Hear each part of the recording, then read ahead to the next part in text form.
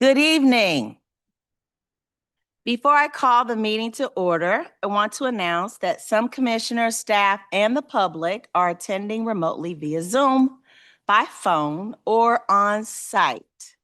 All participants joining by phone should mute their phones when not speaking to avoid background noise.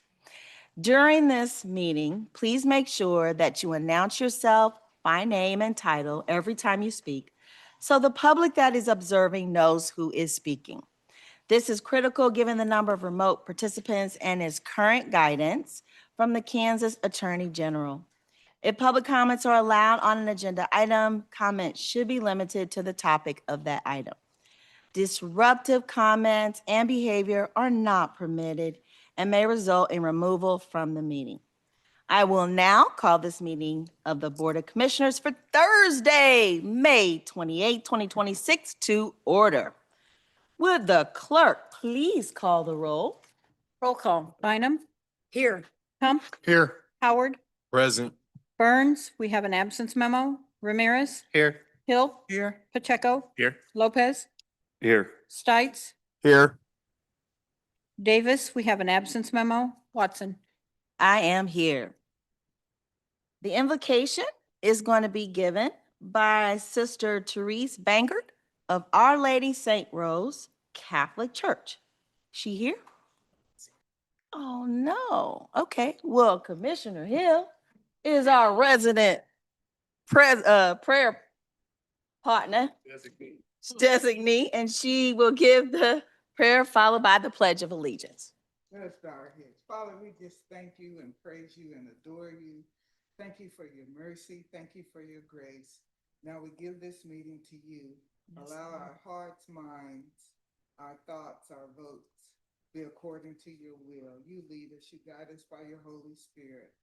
Let every voice that is heard on tonight be ushered in through your Holy Spirit. We cancel the assignment of the enemy that comes against us. We speak unity, love, and life for this area in Jesus' name. Amen. Amen. I pledge allegiance to the flag of the United States of America and to the republic for which it stands, one nation, under God, indivisible, with liberty and justice for all. Wonderful. Thank you. You always do a beautiful prayer, Commissioner Hill. All right, I'll ask the clerk if there are any revisions to tonight's agenda. There are no revisions, Mayor. Okay, well then we will move on into our public announcements. This evening, I am excited to demonstrate our WINS, which stands for Wyandotte is naturally strong. Y'all should clap on that. All right, it highlights the positive energy throughout the county. From nearly 250 submissions, one of our very own, Miss Angel Ferrara. Do I say that right, Angel? I do? Oh, great. Director of Parks and Recreation has been honored with the Robert W. Crawford Young Professional Award from the National Recreation and Park Association for her leadership and dedication in the field of parks and recreation. The unified government is honored to have a director with such passion and purpose. Thank you, Angel, for working so diligently in our parks. We appreciate your many successes and look forward to the transformative work you continue to lead. Board Commission, will you please stand and give a round of applause to Angel? Woo woo!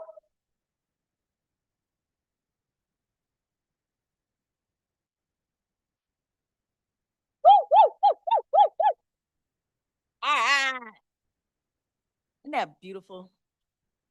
All right. Number 2, 2026 awardees of the Neighborhoods Rising Funds.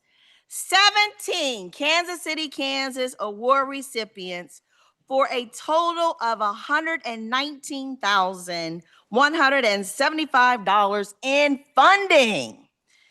There are 3 first-time recipients and 3 two-year awards. And a list of the awardees is available. And where is that available, clerk? Would be in your office, Mayor. It'll be in my office. So if you want to know, contact my office. All right.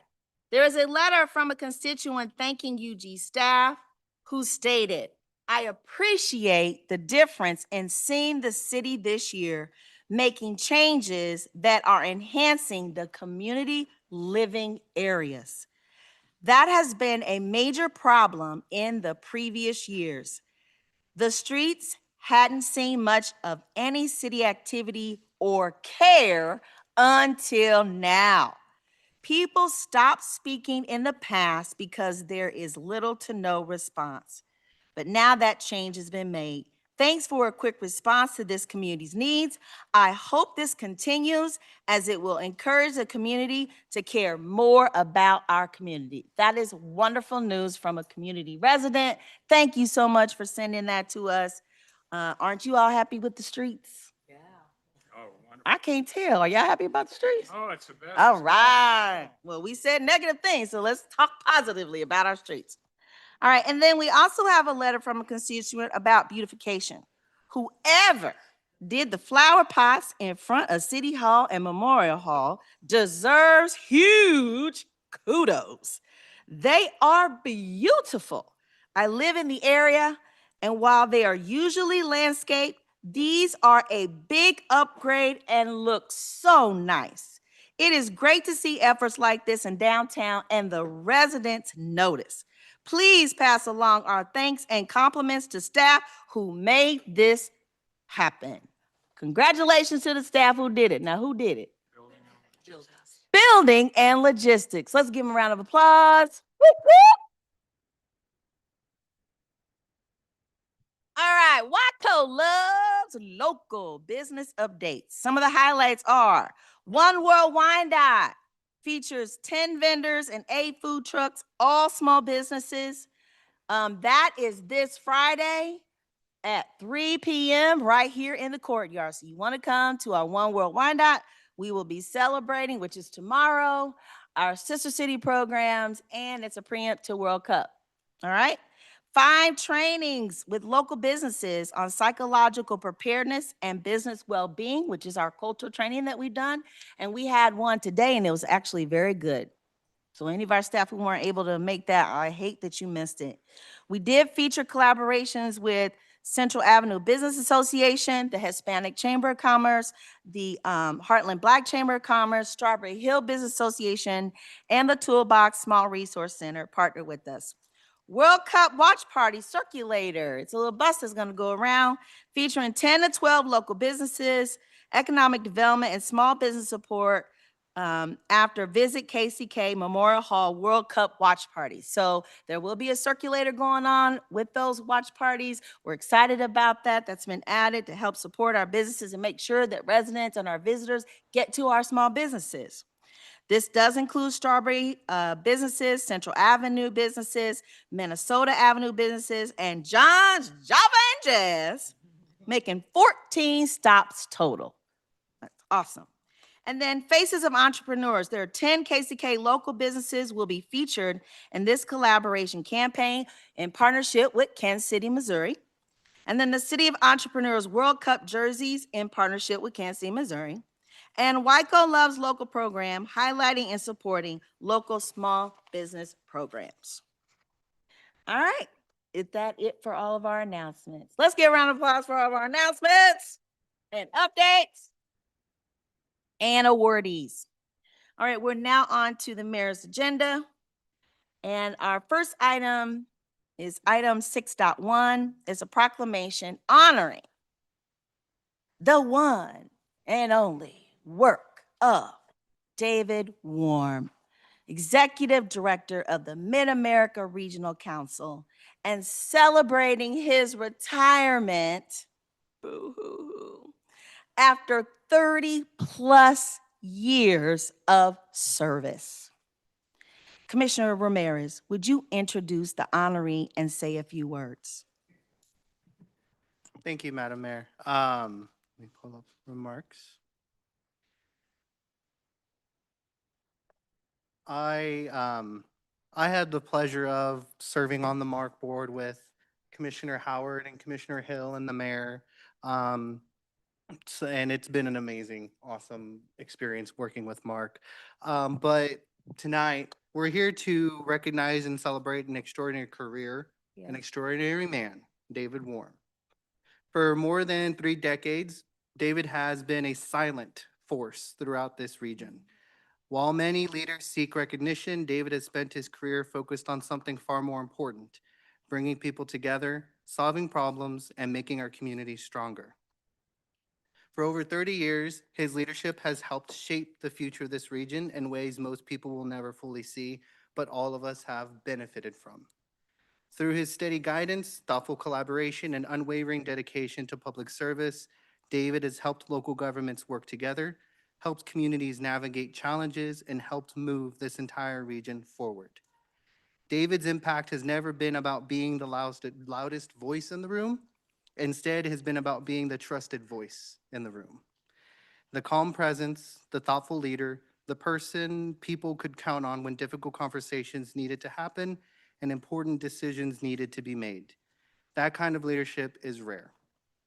Over the years, David has earned the respect of colleagues, elected officials, community leaders, and friends across this region because he led with integrity, humility, and purpose. His fingerprints are on countless successes, partnerships, and initiatives that have strengthened our communities for generations to come. Tonight, as the mayor presents this proclamation honoring David's dedication and retirement, we pause to recognize not only his years of service, but the lasting legacy he leaves behind. David, thank you for your commitment, your leadership, and your tireless work on behalf of this region for more than 30 years. Your influence has made a difference far beyond what words can fully express. Congratulations on your well-earned retirement. We are grateful for your service, and we wish you nothing but happiness and success in your next chapter of your life. So we want Mr. Warren to come up. I have the pleasure of being on the Mark board, and it's just been an honor to work with you. And so we have a proclamation for you today. Whereas David Warren has faithfully served as Executive Director of the Mid-America Regional Council for 35 years, providing visionary leadership and strengthening collaboration throughout the Kansas City metropolitan region. And whereas, under his leadership, Mark advanced regional cooperation in transportation, public safety, infrastructure, environmental sustainability, economic development, and community planning, benefiting residents across Wyandotte County and the entire metropolitan area. And whereas, David Warren has been a guiding force for regionalism, bringing communities together across jurisdictional lines to address shared challenges and create opportunities for long-term growth and progress.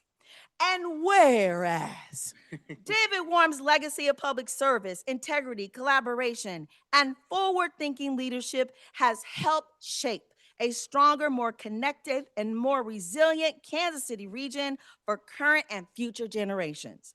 And whereas David Warren's distinguished career has earned numerous honors, including being named the Greater Kansas City Chamber of Commerce's Kansas Citian of the Year in 2020, recognition from the National Association of Regional Councils, and the National Public Service Award from the National Academy of Public Administration. Now, therefore, will the Commission Board please stand? I, Crystal Lee Watson, Mayor and CEO, and the Board of Commissioners of the Unified Government of Wyandotte County and Kansas City, Kansas, do hereby honor and recognize David Warren for his extraordinary 35 years of service to the Kansas City metropolitan community and extend sincere appreciation for his leadership, partnership, and unwavering commitment to regional progress. Yes!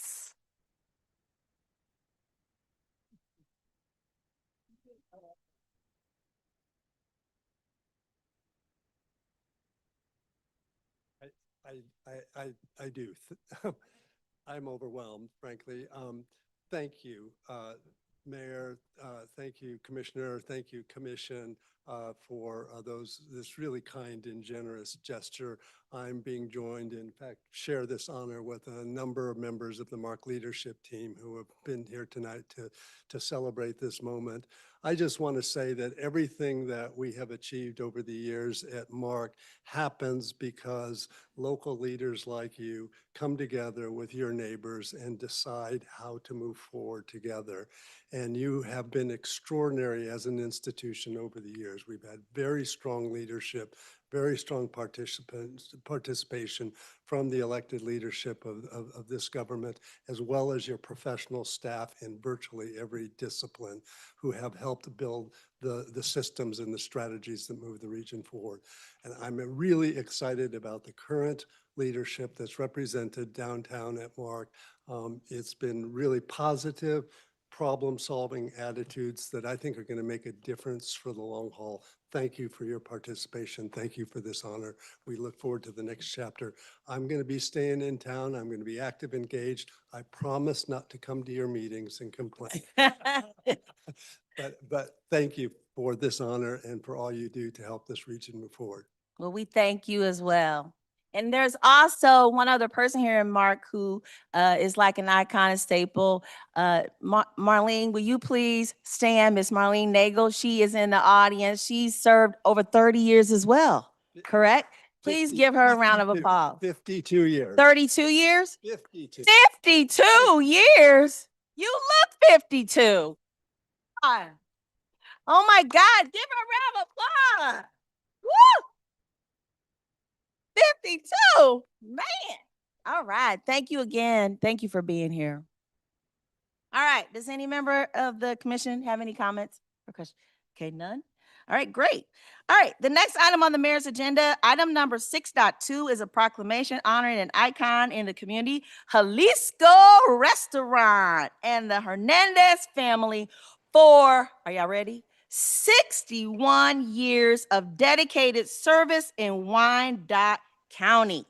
Commissioner Bynum, would you introduce the honorees and say a few words? Thank you, Mayor. I just wanted to say in preparation for honoring Jalisco and the family with the proclamation that this restaurant, this family has been an institution in our community for all these many decades. And it's been a place where family gathers, where community gathers, where service clubs gather. They've opened their building and facility to so many other organizations here in Wyandotte County and will be sincerely missed, but we certainly cannot keep someone from enjoying a retirement that is so well deserved.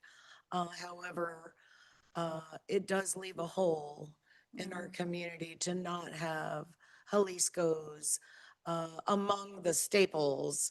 And Jalisco's has certainly been an institution and a staple in this community for all these many years. And so we honor and we thank the Hernandez family for this 61 years of frankly serving, which is what they have done the entire time. So thank you very much. Are the Hernandez family here? No? Oh, darn, I don't get to read the I proclamation. didn't see them either. Well, we have a proclamation for them, so hopefully they can show and we can read this and properly recognize them. Let's give them a round of applause. Does any commission have any comments or questions about that? Nope. All right, moving on. We will now proceed with the items on the planning and zoning portion of the agenda. I'll ask the clerk to read the statement governing the planning and zoning portion of our meeting, followed by the items on the planning and zoning consent agenda. Thank you, Mayor. Good evening. Are there any disclosures? We haven't got that far yet. We're not there yet. That's why I'm waiting on the statement. Go right ahead. Thank you. Yeah. We would like to welcome all present to the meeting of the Unified Government Commission. Members of the commission are Mayor CEO Crystal Watson, Commissioner Melissa Bynum at Large District 1, Commissioner Andrew Kump at Large District 2, Commissioner Jermaine Howard, District 1, Commissioner Bill Burns, District 2, Commissioner Christian Ramirez, District 3, Commissioner Evelyn Hill, District 4, Commissioner Carlos Pacheco, District 5, Commissioner Phil Lopez, District 6, Commissioner Chuck Stites, District 7, and Commissioner Andrew Davis, District 8. If this is the first time that a particular petition has been before the commission has three options. One, it can approve the recommendation of the Planning Commission with 6 votes. 2, it can override the Planning Commission's recommendation, but it would take 8 votes to override. 3, it can return the matter to the Planning Commission for further consideration, together with a statement specifying the reasons for the referral back to the Planning Commission. The consent agenda is the first part of the Planning and Zoning agenda. Items on the consent agenda have received a unanimous vote of recommendation by the Planning Commission. Unless there is a request to set aside an item from the consent agenda by the applicant, a member of the public, the Unified Government Commission, or others, then the Planning Commission's recommendation on all items on the consent agenda will be adopted by 1 vote of the commission. I will read the list of agenda items on the consent agenda, and when I have completed the list, the mayor will ask if there are any requests to set aside items from the consent agenda. This is the time for commissioners to request items be set aside. This is also the time for members of the public to come to the microphone and provide 1 agenda item to be set aside if you do not agree with the Planning Commission's recommendation. If you're joining us virtually, this is your time to raise your hand, and once acknowledged, provide 1 agenda item to be set aside. If you contacted the UG Clerk's office, that item will be set aside by the UG Clerk on your behalf. If an item is set aside, the matter will be discussed and voted on separately. Only the individual requesting the matter be set aside will be allowed to speak on the item. All items not set aside will be approved with the Planning Commission's recommendation. We appreciate the attendance of all stakeholders this evening and acknowledge the significance of the petitions being presented. Petitioners will be allotted a maximum of 15 minutes for presentation. The requester for a set-aside will have 3 minutes to state their position. We ask that all parties permitted to give comment do so in a thorough but concise manner. We ask that anyone with a cell phone please turn them off or switch to non-audio so you will not disturb the meeting. If joining us virtually or by phone, we ask that you mute your phone when not speaking to avoid background noise so you will not disturb the meeting. As you come to the microphone, please state your name and city for the record if attending in person. If raising your hand and joining us virtually, when your name is called, please state your name and city for the record. The mayor and commission are required to disclose contacts with proponents or opponents on any item on the planning and zoning agenda. At this time, does any member of the commission wish to disclose any contact with proponents or opponents on any item on the agenda? Commissioners, do you have any disclosures? All right. Mayor, Commissioner Stites has his hand raised. Oh, thank you. Commissioner Stites. Yes, proponent of SP 2026-027. I've had contact. Thank you, Commissioner Stites. Mayor, is that all the disclosures? All right, that's all. Okay. I will now read the Read the items. consent agenda, please. Yes, thank you. I will now read the items on the consent agenda. Planning and zoning consent agenda, item 8.1, change of zone applications. Item 8.1A, COZ 2025-033, Tyler Coey with Pearl Properties.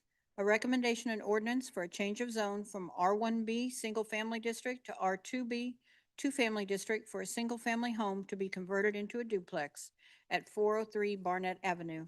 Recommended for approval by a vote of 7-0. Item 8.1B, COZ 2026-001, Omar Vela, a recommendation and ordinance for a change of zone from R1 Single Family District to AG Agricultural District for the keeping of horses at 320 North 61st Street, recommended for approval by a vote of 7-0. Item 8.1C, COZ 2026-005, Caitlin Kincaid with Texas Roadhouse, a recommendation and ordinance for a change of zone from AG Agricultural District to CP2 Planned General Business District for a restaurant at 1300 North 98th Street, recommended for approval by a vote of 7-0. Item 8.1D, COZ 2026-006, Hem Gattney with ABC Real Estate Investing, a recommendation and ordinance for a change of zone from RP5 Apartment Plan District to C1 Limited Business District for a commercial office space at 2121 Minnesota Avenue, recommended for approval by a vote of 7-0. Special use permit applications, item 8.2A, SP 2026-001, Aaron Woodson. A recommendation and ordinance for a special use permit for a non-owner occupied short-term rental at 8323 Taromie Avenue, recommended for approval by a vote of 7-0 for 1 year. Item 8.2B, SP 2026-009, Juan Urinda. A recommendation and ordinance for a special use permit for a non-owner occupied short-term rental at 1124 Osage Avenue, recommended for approval by a vote of 7-0 for 1 year. Item 8.2C, SP 2026-013, Malik Al-Said with MK Auto LLC. A recommendation and ordinance for a special use permit for automobile repair and sales at 1604 North 3rd Street, recommended for approval by a vote of 7-0 for 2 years. Item 8.2D, SP 2026-015, Eric Medved with EM Sales Real Estate LLC. A recommendation and ordinance for a special use permit for a non-owner occupied short-term rental at 2309 North 77th Street, recommended for approval by a vote of 7-0 for 1 year. Item 8.2E, SP 2026-019, Stephanie Vogel with Happy Hearts at KCKCC. A recommendation and ordinance for a special use permit for a child care center at 7250 State Avenue, recommended for approval by a vote of 7-0 for 2 years. Item 8.2F, SP 2026-022, Guy Holbert. A recommendation and ordinance for a special use permit for a truck leasing, rental, and repair shop at 11 North James Street, recommended for approval by a vote of 7-0 for 2 years. Item 8.2G, SP 2026-023, Chad Wolf with McCarthy Building Companies. A recommendation and ordinance for a special use permit for stockpiling of excavated materials at 1911 Fox Ridge Drive, recommended for approval by a vote of 7-0 for 2 years. Item 8.2H, SP 2026-024, Cynthia Nelson and John Daniels. A recommendation and ordinance for a special use permit for a non-owner occupied short-term rental at 3030 North 64th Street, recommended for approval by a vote of 7-0 for 2 years. Item 8.21, SP 2026-025, Catherine McKendry. A recommendation and ordinance for a special use permit for a non-owner occupied short-term rental at 1300 North 81st Street, recommended for approval by a vote of 7-0 for 1 year. Item 8.2J, SP 2026-026, Dan Doty with Blue Palm LLC. A recommendation and ordinance for a special use permit for a drinking establishment with live entertainment at 204 Orchard Street, recommended for approval by a vote of 7-0 for 5 years. Item 8.2K, SP 2026-027, Jennifer Cobb. A recommendation and ordinance for a special use permit for a non-owner occupied short-term rental at 3140 North 111th Terrace, recommended for approval by a vote of 7-0 for 1 year. Item 8.2L, SP 2026-028, Jeffrey Hollenshed. A recommendation and ordinance for a special use permit for an event venue with live entertainment at 2001 to 2005 North 5th Street, recommended for approval by a vote of 7-0 for 10 years. Section 8.3, Master Plan Amendment Applications. Item 8.3A, MPL 2026-001, Omar Vela. Master Plan Amendment with low-density residential to agricultural at 320 North 61st Street, recommended for approval by a vote of 7-0. Item 8.3B, MPL 2026-003, Hem Gatney with ABC Real Estate Investing. Master Plan Amendment from urban density to neighborhood commercial for a commercial office space at 2121 Minnesota Avenue, recommended for approval by a vote of 7-0. Section 8.4 miscellaneous. 8.4A, an ordinance clarifying the existing UG code provision that authorizes mileage reimbursement for members of the Unified Government Planning Commission and providing for a cap, a rate, and a requirement for receipts, recommended for denial by a vote of 7-0. Item 8.4B, an ordinance defining the authority of the county administrator to waive certain administrative requirements for outdoor vending uses during designated major event periods, recommended for approval by a vote of 7-0. Section 8.5 minutes. Minutes from the Board of Commissioners meetings of February 27th, 2025, and April 30th, 2026. Mayor, that represents all the items on the consent agenda. Great job, clerk. That was a lot. You guys got a lot done, standing committee. Does any member of the commission, the county administrator, or the public wish to set aside any item on the planning and zoning consent agenda? If an item is not set aside, all items on the planning and zoning consent agenda will be voted on by one vote to follow the recommendation of the planning commission. Has anyone contacted the clerk's office and asked for an item to be set aside? No requests have been made. Thank you, clerk. I'll ask if anyone in attendance would like to set aside an item. All right, do we have any commissioners willing to set aside an item? Commissioner Kump. Thank you, Mayor. Can we set aside item 8.4A, please? Okay. Are there any others? All right, I'll ask staff to make some Want to vote? we're gonna vote first. Got it? All right, I'll ask, do we have anybody joining virtually that has their hands raised to set aside an item? No hands are raised. All right. I will entertain a motion for approval of the planning and zoning consent agenda. Move to approve all remaining items. Second. Okay, it was moved by Commissioner Ramirez and second by Commissioner Kump. Roll call, please. Roll call, Bynum, Aye. Kump, Aye. Howard, Aye. Ramirez, Aye. Hill, Aye. Pacheco, Aye. Lopez, Aye. Stites. Aye. The vote is 8-0. The motion carries. Thank you. All right, so item number 8.4A has been set aside. I'll ask staff to make some opening remarks or a representative to present their application or the attorney. Attorney? Thank you, Mayor. Wendy Green, Deputy Chief Counsel. The reason this was brought forth is because our ordinance is not in line with the state statute. The state statute says that the planning commission members shall not be compensated for serving on the board. But our ordinance, the way it currently reads, is that each planning commission member shall receive up to $100 each month for mileage reimbursement for the use of his vehicle and the performance of his duties.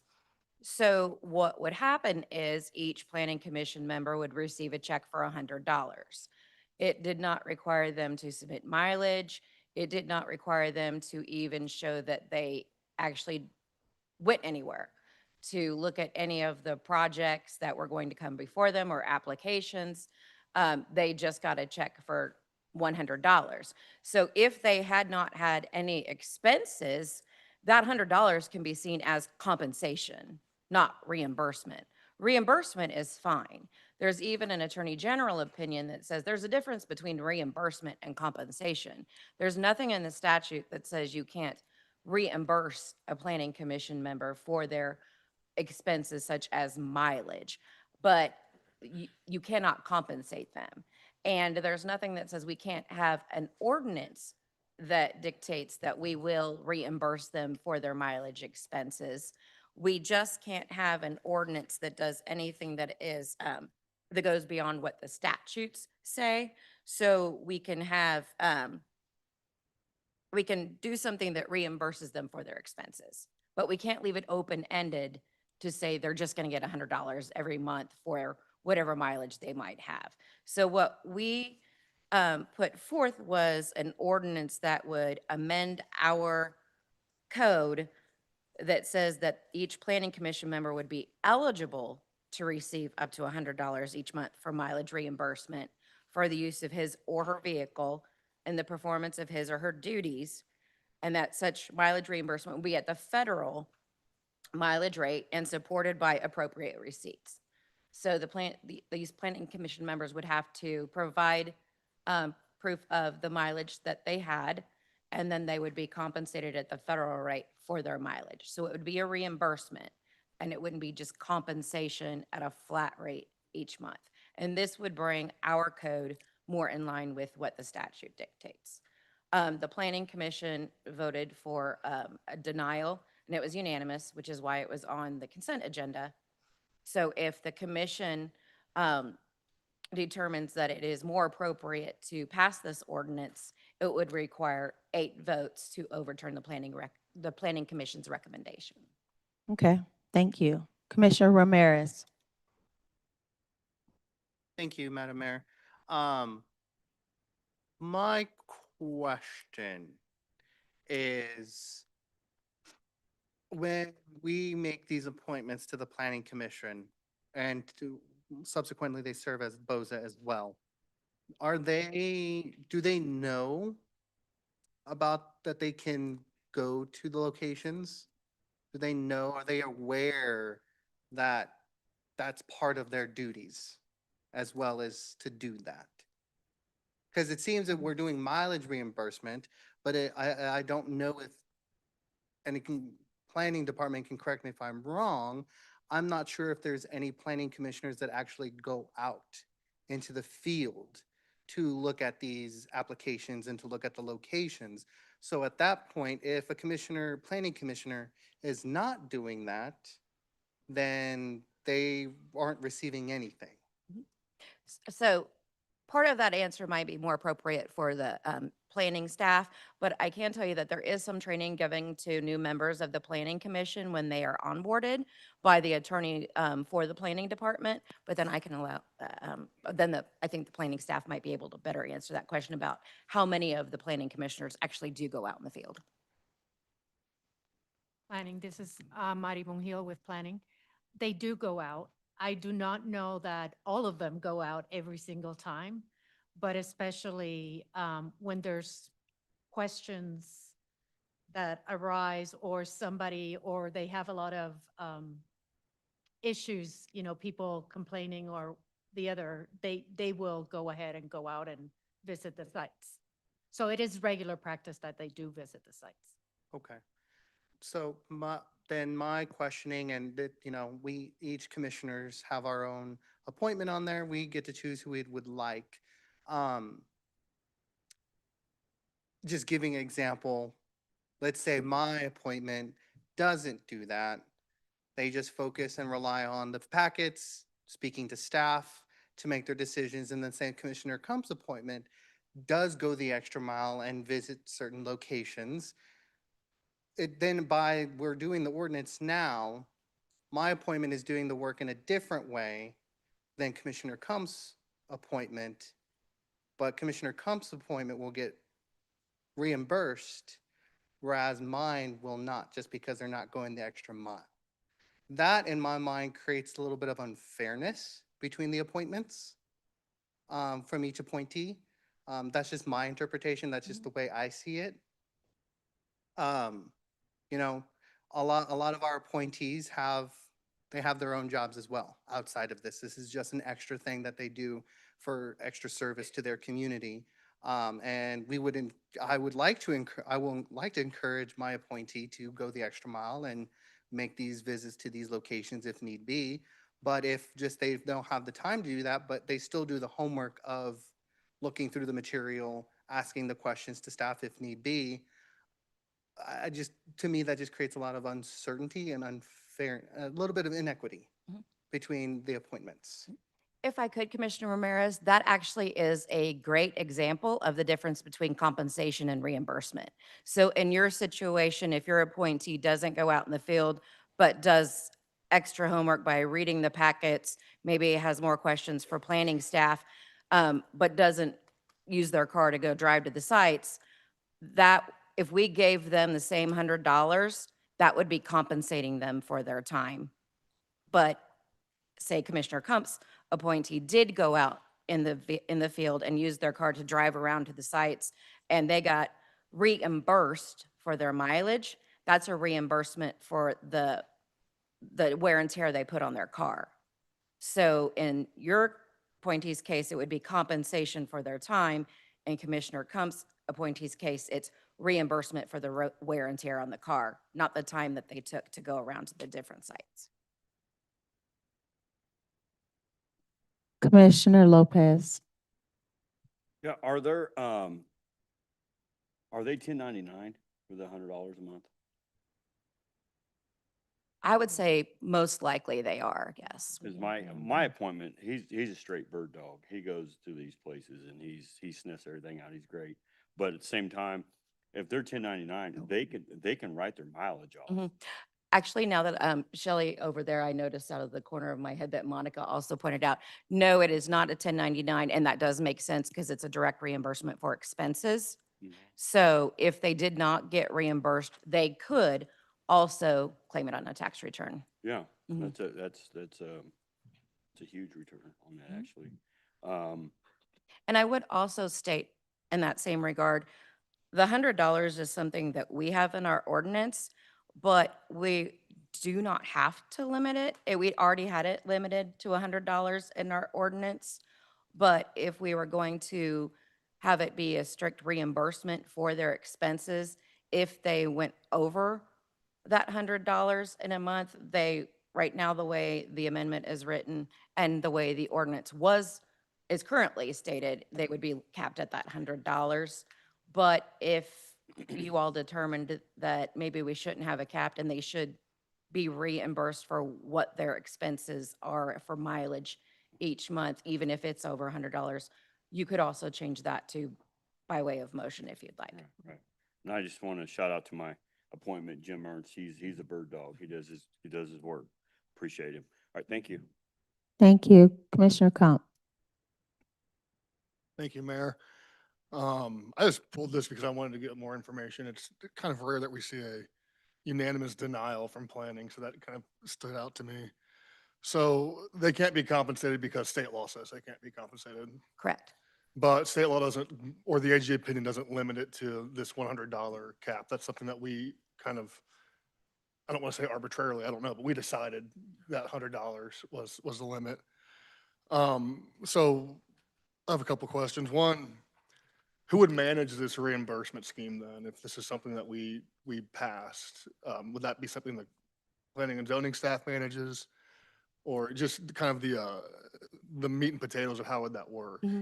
So I believe that's what had been discussed previously. It was that the planning commission would turn their mileage into the planning staff. And then between the planning staff and Rose Morris may be able to speak more to this, but between planning staff and then our finance department, that would be taken care of. Okay, Administrator, you can, I just want to just add, it would be a process like all departments process any expense. And so they would submit it through a voucher system through Workday, and it gets processed and reimbursed to them that way. So it's just processed like any other expense. okay, and it's, under this scheme, if we remove the $100 cap, I mean, it's feasible that some of these folks could be reimbursed in excess of the $100, depending on how many miles they drive and how much work they're doing to go visit these sites for reimbursement costs. I mean, is that fair to say? It is, and especially, I mean, some months, I'm sure there are way more applications Sure. than other months. So it could be, yes, that some months they would get reimbursed more Okay. than other months. And then I guess my other, more from a legal perspective, like what kind of, does this open us to any exposure whatsoever if we're not in line with, if this statute that we have isn't in line with state law? I mean, does the state have any recourse against us?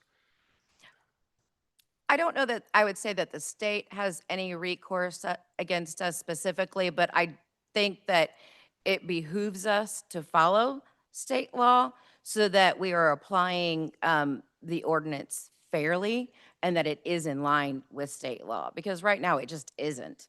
I don't think the way that it's being applied right now is correct at all. Because everybody is just given that flat $100 a month. And there's nothing that's being supplied to support everybody being given the $100. So even if this doesn't get passed, I think there definitely needs to be a policy change for the planning commission members to receive that $100. But I do still think it's not good policy for our local government to have a ordinance on their books that directly contradicts or conflicts with a state statute. Right. I mean, would it be possible on this question of law to try to get another attorney general opinion specifically? I mean, part of me, I want to be, compliant with state law, but this is also something we've been doing now for, I mean, 20 years at least, according to my 20 plus years according to Commissioner Ramirez. So, I understand the desire to be compliant with state law, but I'm much less concerned when there's really not a recourse mechanism against us. So I don't know if that's an option, if we could get an attorney general opinion on the matter. We could, but just from reading the Attorney General opinion that's already out there, my interpretation would be that they're going to say the exact same thing, that anything over their actual expenses is compensation. Right, okay. I have no further questions. Thank you. Thank you. Commissioner Pacheco. Thank you, Mayor Pacheco, District 5. So I think Commissioner Kump and I must be in each other's heads tonight because he asked the two questions that I was going to ask, and it led me just to one more quick question is, how did this issue come about? Do we know? Like, why was this discussed? And after doing it for 20 years, was it just like a normal review of like our ordinances just to kind of make sure we're staying up to date, or why did this come about? And planning staff can correct me if I'm wrong, if one of them knows, and I can kind of look through this email. It might have been because there was a new appointee that wasn't getting a check. And so then we looked into, well, how does that process even start to make sure they start getting paid? And then the attorney looked at, well, why is it just the $100? And then we started to compare the ordinance with the statute. And, and we always look at it, just because it's been done the same way for however many years doesn't mean it's done correctly. So if we have a chance to fix it, we should try to fix it and start doing it correctly. So just to clarify, so it's something that someone on the planning commission brought as an item? No, they did not. We as and at this part, I'm a little fuzzy on whether it was the legal department that brought it forward because we saw that there was an inconsistency and we wanted to correct it, or whether the planning department wanted clear direction on how the planning commissioners should be paid. And so we brought it forward on their behalf. Either way, we recognize that it should be corrected. But I think it was brought to light because a new planning commissioner was appointed and was not getting paid like other planning commissioners were getting paid. Okay, thank you. And I mean, I think, setting it up towards a more of a reimbursement sort of a situation probably sounds like it would help us comply with state statute and all that. But I guess my first logical question then is, if all of the commissioners voted against it, I don't know that it's just because I want an extra $1,200 per year. So what was their deliberation? Was it like, because this is just going to be a nightmare for us to like turn it in, or is it because they thought there was something like patently wrong with the way it's being presented? I just kind of like to know their deliberation a little bit more. Mari Monghil, Planning Department. During the meeting, there were two concerns, I would say, to summarize it for you guys, two concerns that they had. One was what you guys talked about, the cap, the $100 cap. Excuse me, can you just come up here? Because I can't see your face. And I know you're on the monitor, but it would be better if I could see you. Thank you, sweetheart. I appreciate you. Can you hear me now? Yes. Okay. Can you hear me now? And see you. Good. So to summarize what happened at the meeting when they were discussing this and why they voted the way they voted was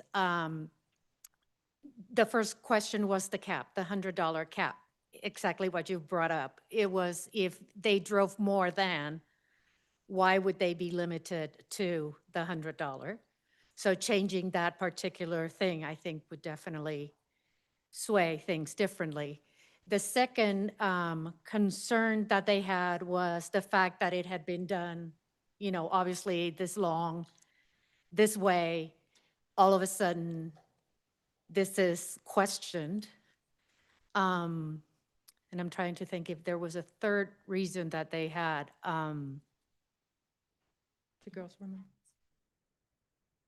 Yeah, the time commitment to going to the places and that kind of stuff. So those were the main 3 points that led them to feeling like it wasn't fair the way it used to be fair. I don't think it really had anything to do with the way the legal verbiage for it contradicts each other. So did it seem then like, I'm just trying to understand, so Yeah. perhaps they were okay with the idea that if the $100 cap was removed, and if they were to be reimbursed, they're okay with getting reimbursed more than $100 potentially. It's just the cap was one thing that they would like to see gone.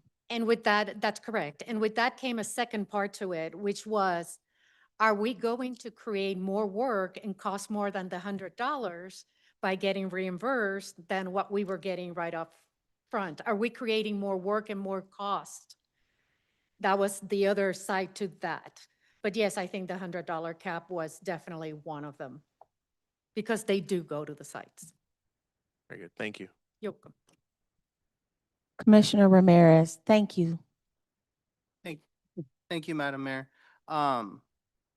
Does the AG opinion say a cap is necessary? No. So No. that was just something we, as the UG said, we were just gonna place the cap at $100.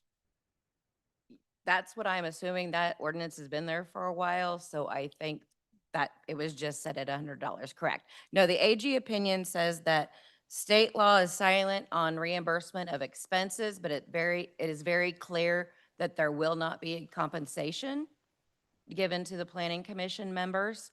But if a local government wants to adopt an ordinance allowing for reimbursement of expenses, that was fine. So if we didn't want to put a cap on it, we did not need to. Okay. The only disconnect I am having at the moment is the AG opinion came out in 96. This original ordinance passed in 01. You know, we can't speak for past staff, past elected bodies, but why would we, knowing that there's an AG opinion on the books, why did we pass a law at that time that conflicts with that? That's the disconnect I have at the moment. And I'm just very conflicted with the moment of, I understand us following state law, as Commissioner Kump was saying, you know, following state law and following the AG opinion, but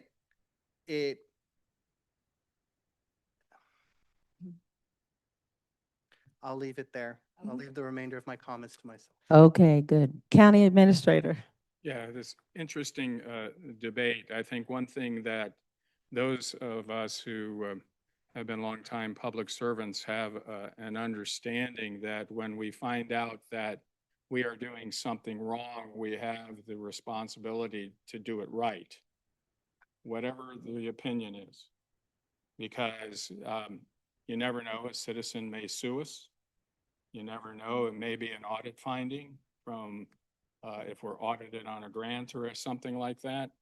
So we can't use ignorance as a defense anymore. Once we find out that there is something wrong and contradicts state law, we need to come back into state law. The second one is just a basic accountability issue, is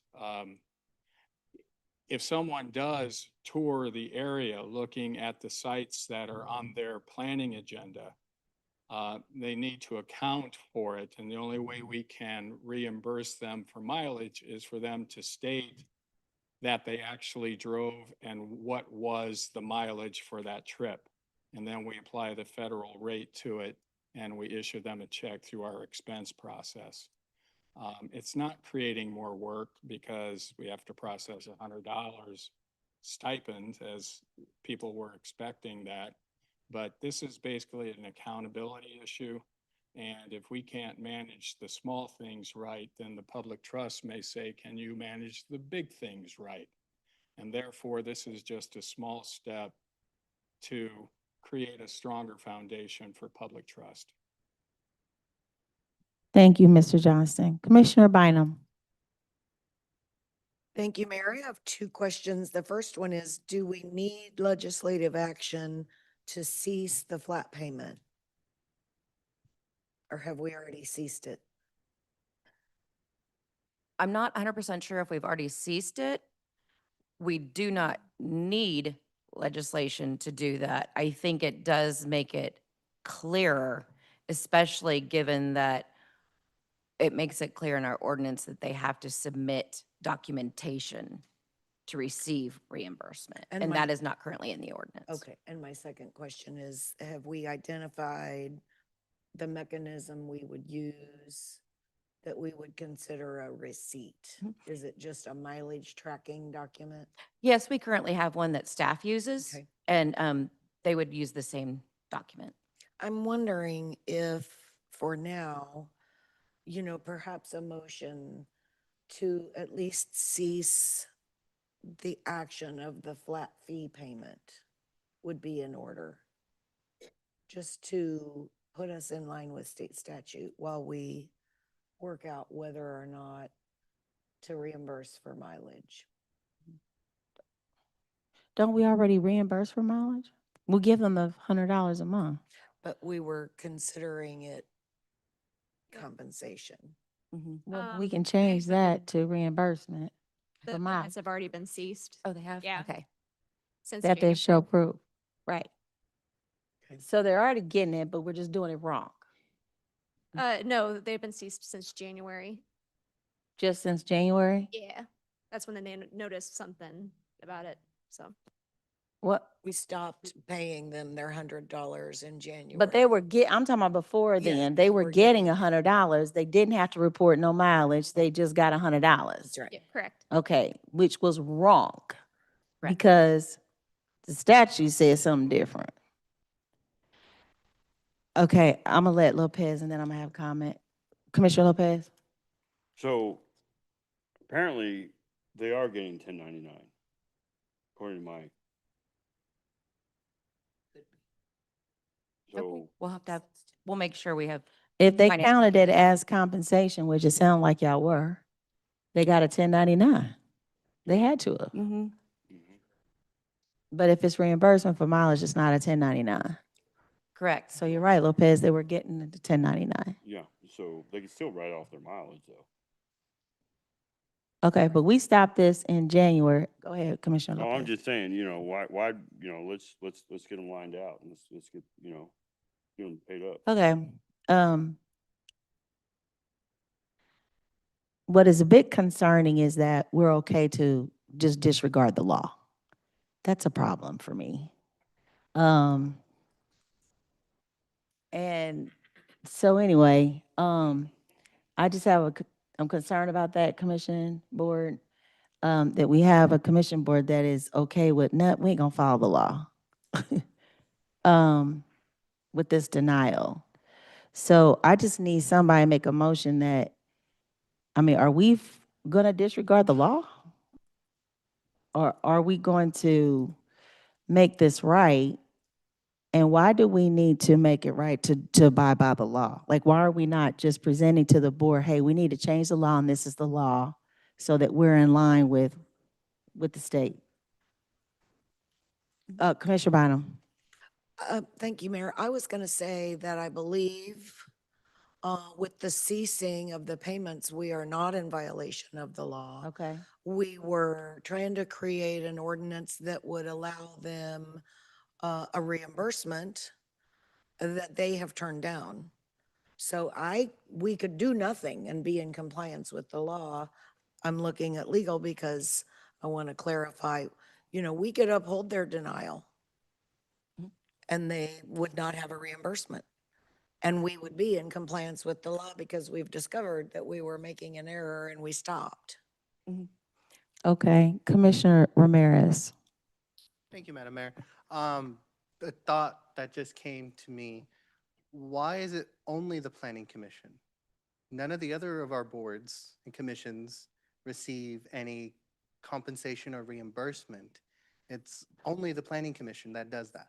Why is that? I could not tell you. Just a Mhm. holdover. And it Okay. could be because the other members of the other boards would not have this expense. We don't pay the planning commission members, their mileage to get here. And so the other members of the boards and commissions wouldn't be paid their mileage just to travel to wherever the meeting was.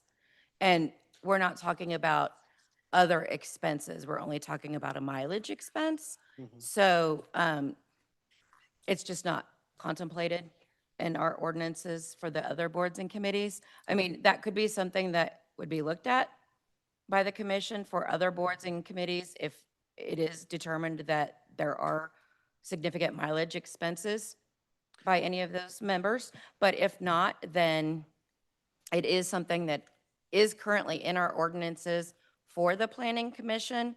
And the ordinance, even if it's not being applied right now because we stopped making any payments towards, to these planning commission members, there's still this ordinance in our code right now that is not accurate. Yeah, okay. I was just curious of that. I'm not saying let's not follow state law. Of course, let's follow state law. I'm just, my concern is just fairness between appointees. Because I'm just saying, like I said, one appointee may be more active than another. And that's just my concern, is that fairness. And if we're going by mileage reimbursement. Then it behooves us as commissioners to talk to our appointees and say, if this is something you really are wanting, then, go the extra mile, go visit the locations, visit the locations of these applications so that you can get a better idea. That's just my concern.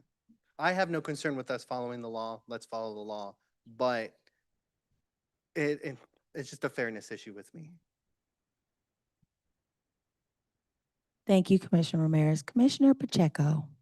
Thank you, Mayor Pacheco, District 5. So I just want to for sure nail down that the Planning Commission, the crux of their decision, they understood that what they were saying no to was a reimbursement plan, that they already knew that the $100 is off the table since January. And so this was an attempt to create something that is in compliance with state law by doing it in a reimbursement fashion. Is that correct?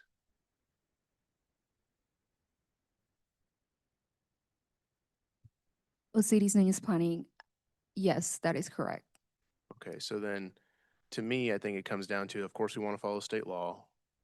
And that planning commission is already not getting the $100, which, I could understand why they might say, well, something we were getting and we don't like this new recourse, but the money's already stopped anyway. So I'm going to go ahead and motion that we keep things exactly as they voted, which was to deny a reimbursement plan.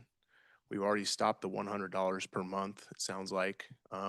We'd keep it at that because that's what they voted for. That's going to be my motion. However, I don't know if I worded it correctly, but I wanted to keep it exactly the way that they voted for it. Okay, I think we have a hand up by Commissioner Stites. Yeah, Commissioner Stites, District 7. So I have a couple different questions on this. And we're always hear about home rule. And how does home rule apply in this situation? And because I'm not real clear on that, and that's my first question. I'd like to get an answer. Wendy Green, Deputy Chief Counsel. So home rule isn't even required in this situation. There was no statute for us to charter out of. And that's specifically also what the Attorney General opinion said, is that the statutes that set up a city or a county's ability to have planning and zoning laws state if you're going to have planning and zoning laws, then here's how you do it. But they also say that, this doesn't prohibit you from having other laws that you see fit that deal with planning and zoning. But if you're going to have laws that are different from state statutes, that you just can't have any that are conflicting with a state statute. So you can't have an ordinance that permits something that a state statute forbids, or that prohibits something that a state statute authorizes. But if it's not in the state statute itself, then we don't have to home rule out of anything or charter out of anything. So there's no state statute that talks about reimbursement of expenses. There's just the state statute that says we can't compensate them for their service on the planning commission. And so that's specifically what this Attorney General opinion stated, is that if we want to make our own ordinance that discusses how we reimburse them for their mileage expenses, then we can do that. We don't have to charter out of anything. We just make our own ordinance about it. Okay, thank you for that. And then have we looked at, I mean, we're one county of 105. How are other cities doing this? Are all the 100 or whichever ones have planning and zoning appointments? How are they handling this? Yeah, I honestly don't know. Did not research this.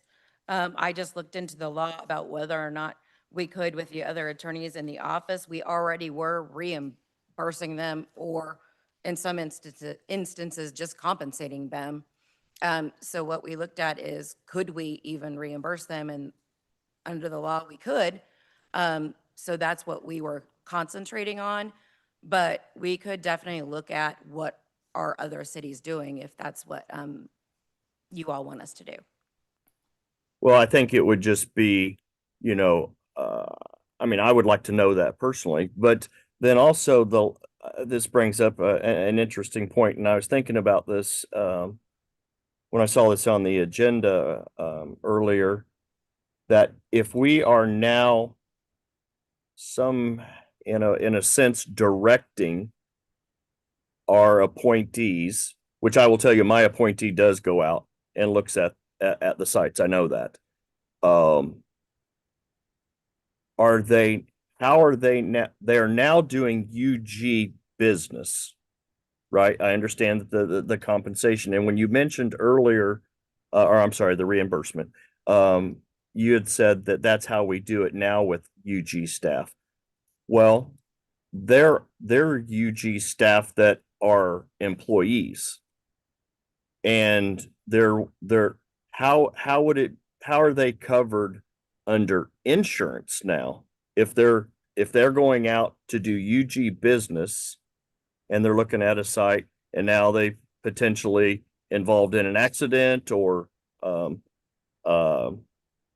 how's that handled? So it's handled under any employee. If an employee is out doing UG business, but they're in their own vehicle, it's handled under their own vehicle insurance. If they're in a UG vehicle, then it's handled under the UG insurance. So it would be the same in that situation. It would be under their own vehicle policy. So they're a UG employee doing UG business if something was to happen, correct? No, they are not a UG employee, no. And in no instance would they be considered a UG employee under the law. So Commissioner Stites, I sit on a state board and I travel to Topeka once a month. I am reimbursed for mileage, but I am not considered a state employee. And so this would be kind of the same, this is the same way. Mhm. It's treated the same way. So if I drive down and I get an accident, that's on me. It's not on the state. Because I'm volunteering my own time to do this, but they will reimburse me for my mileage.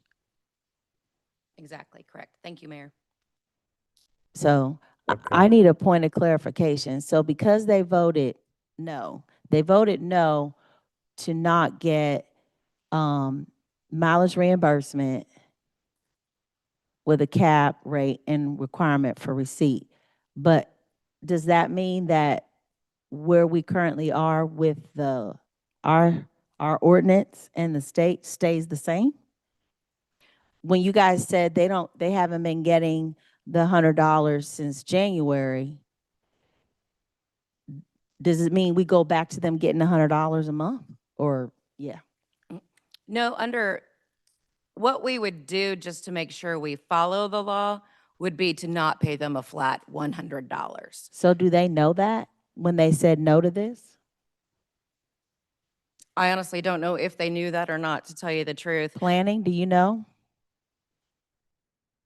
Cities Niños Planning, I will say they didn't clarify it at that time fully on like that. So I can't really speak on their decision. They can deny really anything and they don't really have to give an explanation either. Mhm. Well, all I'm asking is, if they said no to this package, okay, reimbursement, Mhm. but they haven't been getting the $100 since January, are they expecting to return to getting the $100 a month? Because in doing so, we are violating the state rule. Mhm. Cities Niños from Planning, no. So they don't want to go back to the $100 just flat fee. I will say they did make a comment explicitly about the mileage because, again, what if one of the commissioners is driving more than $100 throughout the time? Right. They brought that up, but again, whenever they do deny or approve something, they don't necessarily have to give a reason. They can just be anonymous, and staff does not need to ask questions either. Mhm. But they gave that up too because they voted no. Mayor, if I may, the way, because we have an ordinance that allows for mileage, but that allows for reimbursement for mileage, we could still reimburse them for mileage and have it as a policy. So there's nothing that prohibits us from starting that up. I understand. We would still have the cap for 100. The only thing is that our ordinance is vague. Well, I think So- that, and then I'm gonna let my other commissioners come back with their questions because almost everyone has spoken. But I think this would have been helpful if we brought an example of what the ordinance needs to look like and the expectation that we would have for them when it comes to mileage and or reimbursement. Because this is very confusing and I don't even know, I feel like they said no to something they really didn't mean. If we could still, if they go ahead and turn in a receipt, then they can Mhm. get reimbursed for mileage, right? Mhm. I feel like we complicated something that didn't need to be. If we could have come back with an example of what the ordinance needs to look like, and we just approved that, even though I know this is how this went to them, but I'm not sure where they are with their thinking based on what was presented tonight. I'm gonna let Commissioner Pacheco go. Am I And finished? then, oh, I'm sorry, Commissioner Stice, I'll let you Okay. finish. Okay, I'm sorry, I'll just have I'm one sorry, question. Commissioner That, Stites. you're fine, you're fine. I can assure you that that's not what they were, well, I'm not gonna speak for all of them, but they were not in favor of going to the mileage request. They would And have I, wanted you. and here's what I would, I mean, this is my suggestion. I think before we move further at all, this thing needs to go back to them so they know Yeah. for sure what it is that they were They want. voting on. I I mean, that's just so that we know, because we have some staff, and I'm not saying they're right or wrong. I mean, maybe that's the way they interpret it, but I will tell you, I think that it needs to have some clarity with them as to what it is exactly that they were voting yes or no on. That's just my opinion. I've spoke to my appointment, and that's not how he felt the vote was supposed, or the way the vote went. Okay, thank you. That helps a lot. Commissioner Pacheco?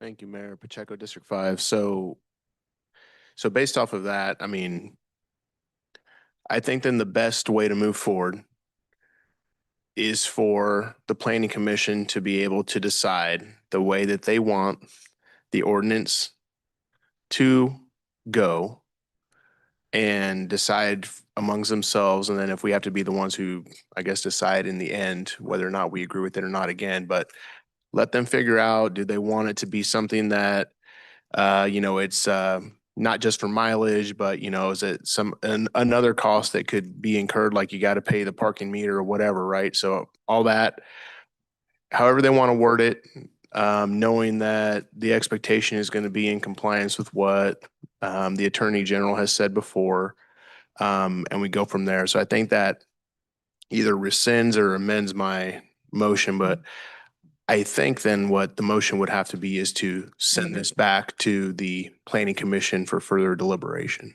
Okay, thank you, Commissioner. Commissioner Lopez?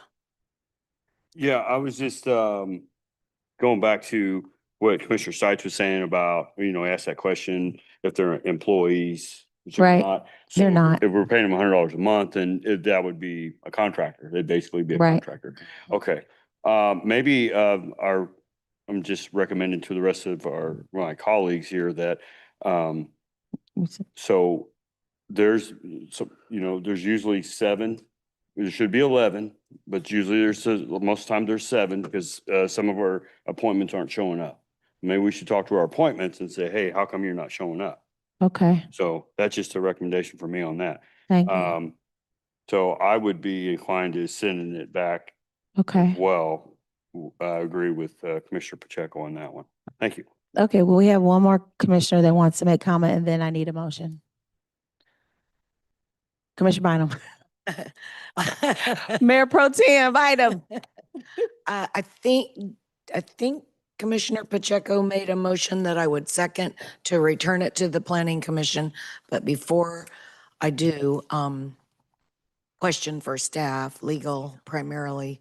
The $100 stipend is gone. Is that correct? We have stopped paying on that, yes, and I do believe that will continue until this is resolved because it's not correct under state law. So we need to make sure that our planning board understands that we are not in compliance with state statute by paying them a $100 a month stipend. It's gone, it's over. And I just want to reiterate to all of us that our planning board appointments need to know that that $100 is gone. I still agree with sending it back to the planning board for more discussion and deliberation so that we can have clarity on what they understand to be the case. Because I think we all may have heard during this discussion from our planning board members who are like, I didn't say that. That's not what I voted for. So, we need more clarity around this action when it comes back to us. And I would go so far as to request when it does come back to us that we be given a little link that we can click on and watch. I know those are available through our minutes, but that we can watch for ourselves what the discussion is at the planning board level as they determine their fate, reimbursement or nothing, because there cannot be compensation. Thank you. And I Okay. would second the motion. Okay, we beating the dead horse. Let's go. Commissioner Ramirez? Thank you, Mayor. I'll be very quick. This is a request. If legal can provide the opinion to the commission so that we can review that. And for future purposes, if there is anything moving forward, if there's anything that has to do with land usage and the planning and there is conflicting AG opinions, to please provide that in the packet and make it noted so that we know to review the AG opinion and along with the Or packet statute. information. Absolutely, thank you. Y'all did a good job, though. We appreciate you. Okay, we had a motion. Oh, Lord. Stites, Commissioner Stites, love ya. Sorry. Yeah, You my friend. Stites District 7. So the only other request that I would ask is that could we get some other jurisdictions, and I'm not asking for you to, go statewide with every single one, but could we just have a couple examples also of how others are handling it? And it may be very simple that it's on a reimbursement basis, and then we know. But I would definitely like to to know how other, some of the other larger municipalities are handling that. That's all. Thank you. Commissioner Stites, that was a great idea. They have duly noted it. Okay, we have a motion from Commissioner Pacheco to send it back to Planning and Zoning. And I got a second from Commissioner Bynum. Roll call, please. Roll call Bynum, Aye. Comp, Aye. Howard, Ramirez, Aye. Hill, Aye. Pacheco, Aye. Lopez, Aye. Stites. Aye. The vote is 8-0. The motion carries. Wonderful. That's the end of the Planning and Zoning agenda. Woo! That concludes it. We will now move to the regular portion of our agenda, Standing Committee agenda. We have one item under our Standing Committee agenda this evening, item number 11.1, allowing 23-hour sale of alcoholic liquor and cereal malt beverages during the period of the World Cup. This item was heard by the Economic Development Finance Standing Committee, chaired by Commissioner Bynum on May 4, 2026. The committee voted 6-1 to forward this item to the full commission for discussion. Thank you, planning staff. We appreciate you. I will ask Commissioner Bynum to make some opening remarks. Thank you, Mayor. As you know, the state has changed state law to allow for longer sales of alcoholic beverages. And so therefore, municipalities are bringing these forward individually. We've had some other municipalities in Kansas make these changes. Others, I think, have chosen not to.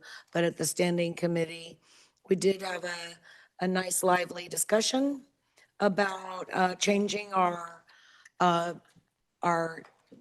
ordinance for the sale of alcoholic beverages. This would only apply during the World Cup time period. So it would revert back July 19th. What we voted to bring forward was bars and restaurants only from 6 a.m. to 5 a.m. the following day, and that we would not change the hours of operation of retail liquor stores. Okay, Commissioner Lopez. Yeah, I'd like to look at the point. Yeah, we're gonna turn more revenue, but now we have more drunks and more police presence. That's my issue there. Well, we, And so now are we, putting all that extra revenue towards man hours with police presence? You just want us to kind of chew on that for a minute. had we consulted with the police to even know that? Well, I would like to maybe, I would, My understanding is, I can't speak, I didn't Well, I ask, mean, I I'd didn't ever rather- speak open, but well, here's the thing is, I mean, I could, I wanted to ask the chief's office, but you're talking about boys in an office. I want to talk to the officers that are chewing the dirt every day. do they think that there's gonna be more drunks on the street? Yeah, there's gonna be more problems, but I mean, that's a few officers' opinions. There's gonna be more problems. But yeah, we're turning more revenue, but then now we're turning around and giving that revenue to her for man hours. Okay, Commissioner Ramirez? Thank you, Madam Mayor. I know this is a, this is a big issue that is going around to other municipalities. Casey Mo just did theirs as well.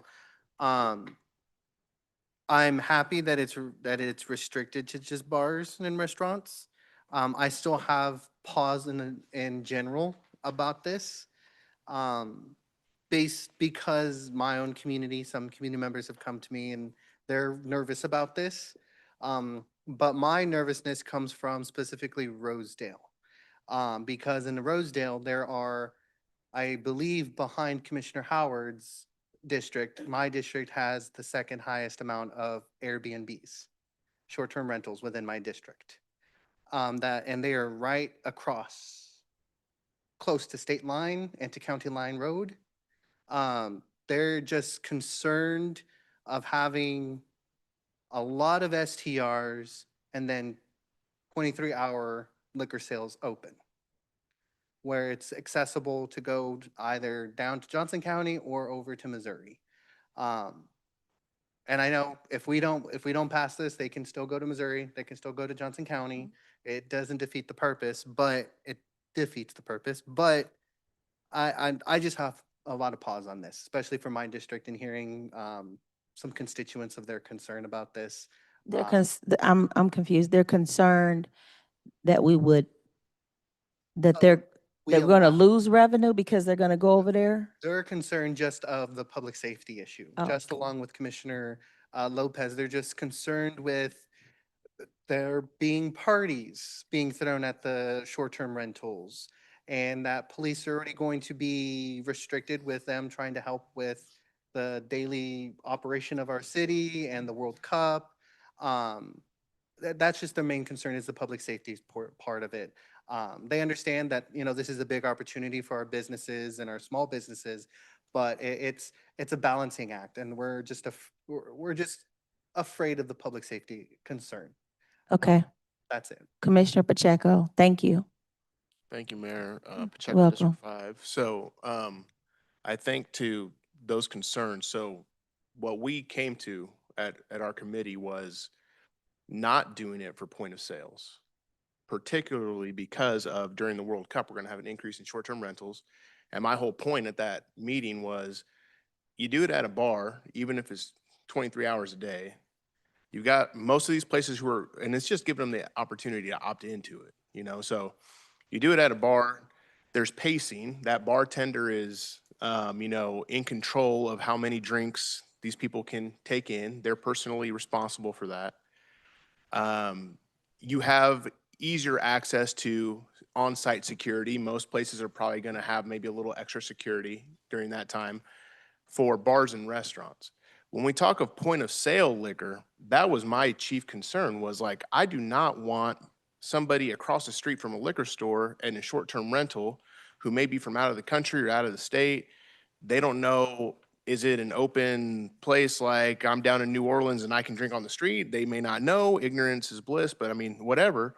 And then you've got people having house parties and doing things potentially on the street with liquor that they bought at a point of sale. So my point was, leave it for the bars and restaurants where the bartenders, the local security in those places, not even our police force, but just extra security in those places can handle that sort of business a lot differently than if in your district there's a liquor store open at 4 o'clock in the morning, somebody from out of the country says, I'm going to go down the street and buy from there. We said no. That was what we passed. We said liquor stores and all that, no. So I think that really speaks to the concerns of the people, and that's actually what our concern was. So that's, and then second thing was initially what I think it was Assistant Administrator Howes, if I recall, he said that Chief Oakman basically said that they didn't really think there was going to be much of an issue. And I don't know, and I never got clarity on whether or not that meant just for bars and restaurants or for liquor stores as well, but I wasn't personally willing to take that chance. And then all I can really say then beyond that is it was discussed. I had my person who's on the Law Enforcement Advisory Board. I said, please bring this up at this next meeting because it's going to be before us at our commission meeting. I kind of want to know what the law enforcement and community members at that meeting think about this. And they were all like, yes, makes sense for bars and restaurants, but for point of sale liquor places, we don't need people having access to however much, because then you can't control how much people are drinking. Like in a bar, you can kick somebody out when they're done, and they may be drunk and they may be taken down on the street, but they don't still have a bottle in their hand, still drinking more or causing problems with it. So I think that's kind of what we came to. Those are my main comments on it. I'll let other people speak. I won't make a motion yet. Commissioner Bynum, thank you, Commissioner Pacheco. Thank you, Mayor. I just wanted to reiterate, I believe that we had asked that same public safety question and had some reassurance from law enforcement that they did not see it as an overwhelming issue for them to deal with during this time period. And to reiterate for everyone, even if we pass an ordinance that allows sales of alcoholic beverages in bars and restaurants for 23 hours a day, doesn't mean they're going to do it. They may not want to do that. They may not have the staffing to be able to do that. So that would, as Commissioner Pacheco said, that would definitely be on a establishment by establishment basis, whether they even choose to be open. So just wanted to clarify those 2 points. But yeah, it was a lively discussion. Commissioner Comp. Thank you, Mayor. Come to at large. Did EDNF or did any staff have an idea of some estimates of kind of what revenue we might be capturing here if we pass this ordinance? Is that something we're I provided? don't believe that we had that discussion. Dr. Kneven, do you remember if we had any discussion? Dr. Kneven.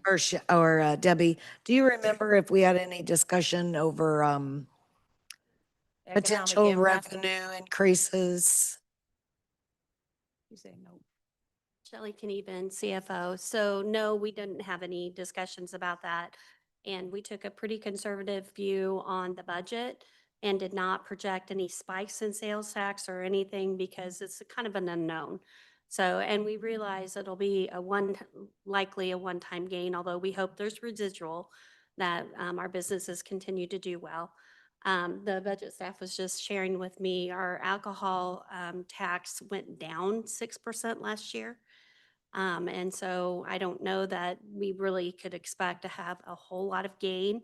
Obviously, a whole new group of people coming, so we might make up some ground, but I don't think that we would have a huge gain. I don't think it's a revenue decision. It's more about hospitality. And do we want them staying in our community or going somewhere else? So that's a policy. Okay, thank you. Good question. Commissioner Ramirez. Thank you, Madam Mayor. Welcome. And I appreciate Commissioner Pacheco for that, the clarification. And I think I am okay with just the bars and the restaurants. Because as you said, I'm on the weekends, I bartend. As the bartender, I have control of how much a person is consuming at the bar. I am personally liable for that person I am serving. So that it's going to be the bartender's job or any of the support staff's job to make sure that any customer that they have is not falling over outside of their establishment, because then that establishment is liable for whatever happens to them. So that's where I am okay with it just being the bars and restaurants, and I have no issue with that. Are you gonna put your light on? Commissioner Howard. Howard, District 1. And I think it's important, it's been very good for me as a tool to go back and watch some of our standing committees that I'm not involved in. That way, when we come here, we have the information and more importantly, we can talk to our constituents about those decisions that were made in those meetings. Because we did have a really, really good conversation about everything we're having a conversation about now.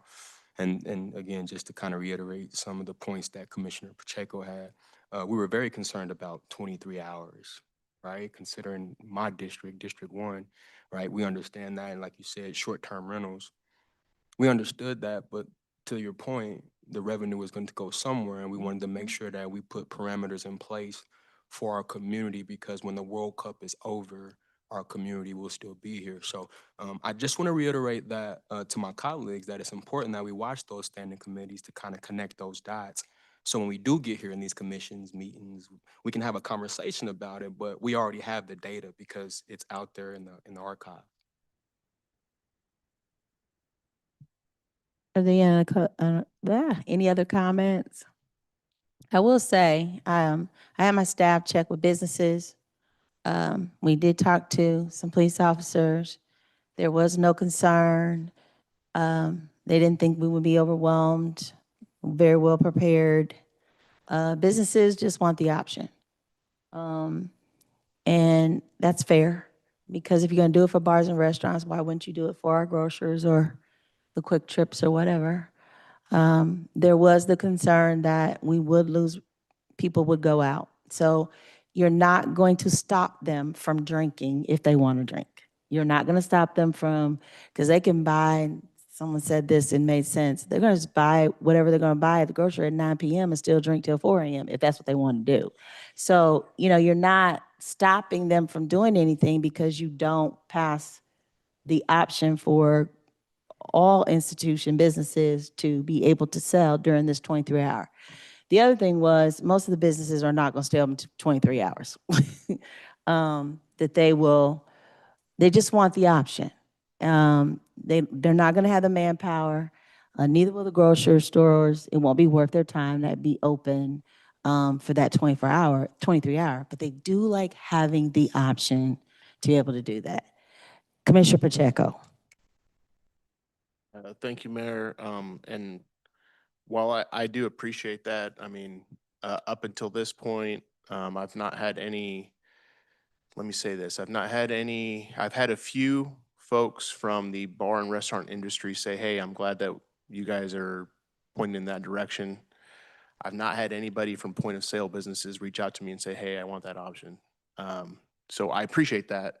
But again, especially from like grocery stores and convenience stores and things like that, I don't know that it really is going to change a lot for them. So, but with that said, I would like to motion to approve.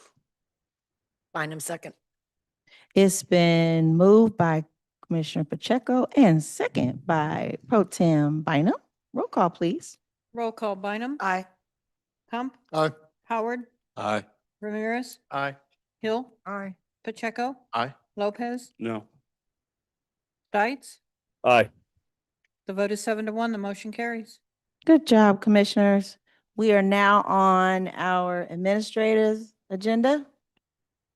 We have one item scheduled under our administrator's agenda. This item number 12.1, is a continuation of the budget process. Oh, Lord. The presentation this evening will be focused on revenue estimates. I'll turn the matter over to our county administrator, Mr. David Johnson, for opening remarks and introduction of staff.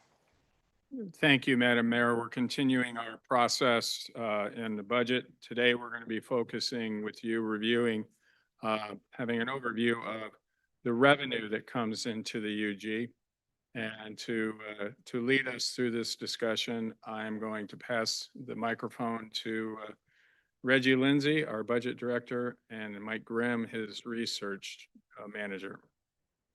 Reggie. Good evening, Mayor Watson and elected body. Tonight, we're going to give an overview of revenue sources here at the Unified Government. I have Mike Grimm joining me, who is our research manager, also our CFO, Dr. Knieven, and also our one of our senior budget analysts, Adrian or Lemafar. So some of the things that we have already done so far this budget season is back on April 16th, we had a budget recap. On April 23rd, Dr. Knieven gave guidance with our debt strategy. And on May 14th, we had our survey results and our dot talk feedback. And so some things that we're going to move into tonight, we're covering revenue sources. And one thing to keep in mind about our revenue sources is this is a resource that delivers the services that we provide to the community. Then next week, we're going to talk about personnel, which is our largest expense category, and the category that delivers the services that we provide to the community. Then at the end of June, on June 24th, we're going to talk about our capital projects. And we will touch on the second largest expense within the Unified Government's budget. And then on July 23rd, we're going to talk about priority-based budgeting. And this will be a workshop where we look at how we're going to operationalize priority-based budgeting framework within the Unified Government. So tonight, we're going to review our revenue sources and drill down into our largest revenue sources, which include property tax, our Board of Public Utilities, payment in lieu of taxes, and then also our sales and use taxes. Then we'll cover like decision points related to those. Now I'm going to turn it over to Mike Grimm.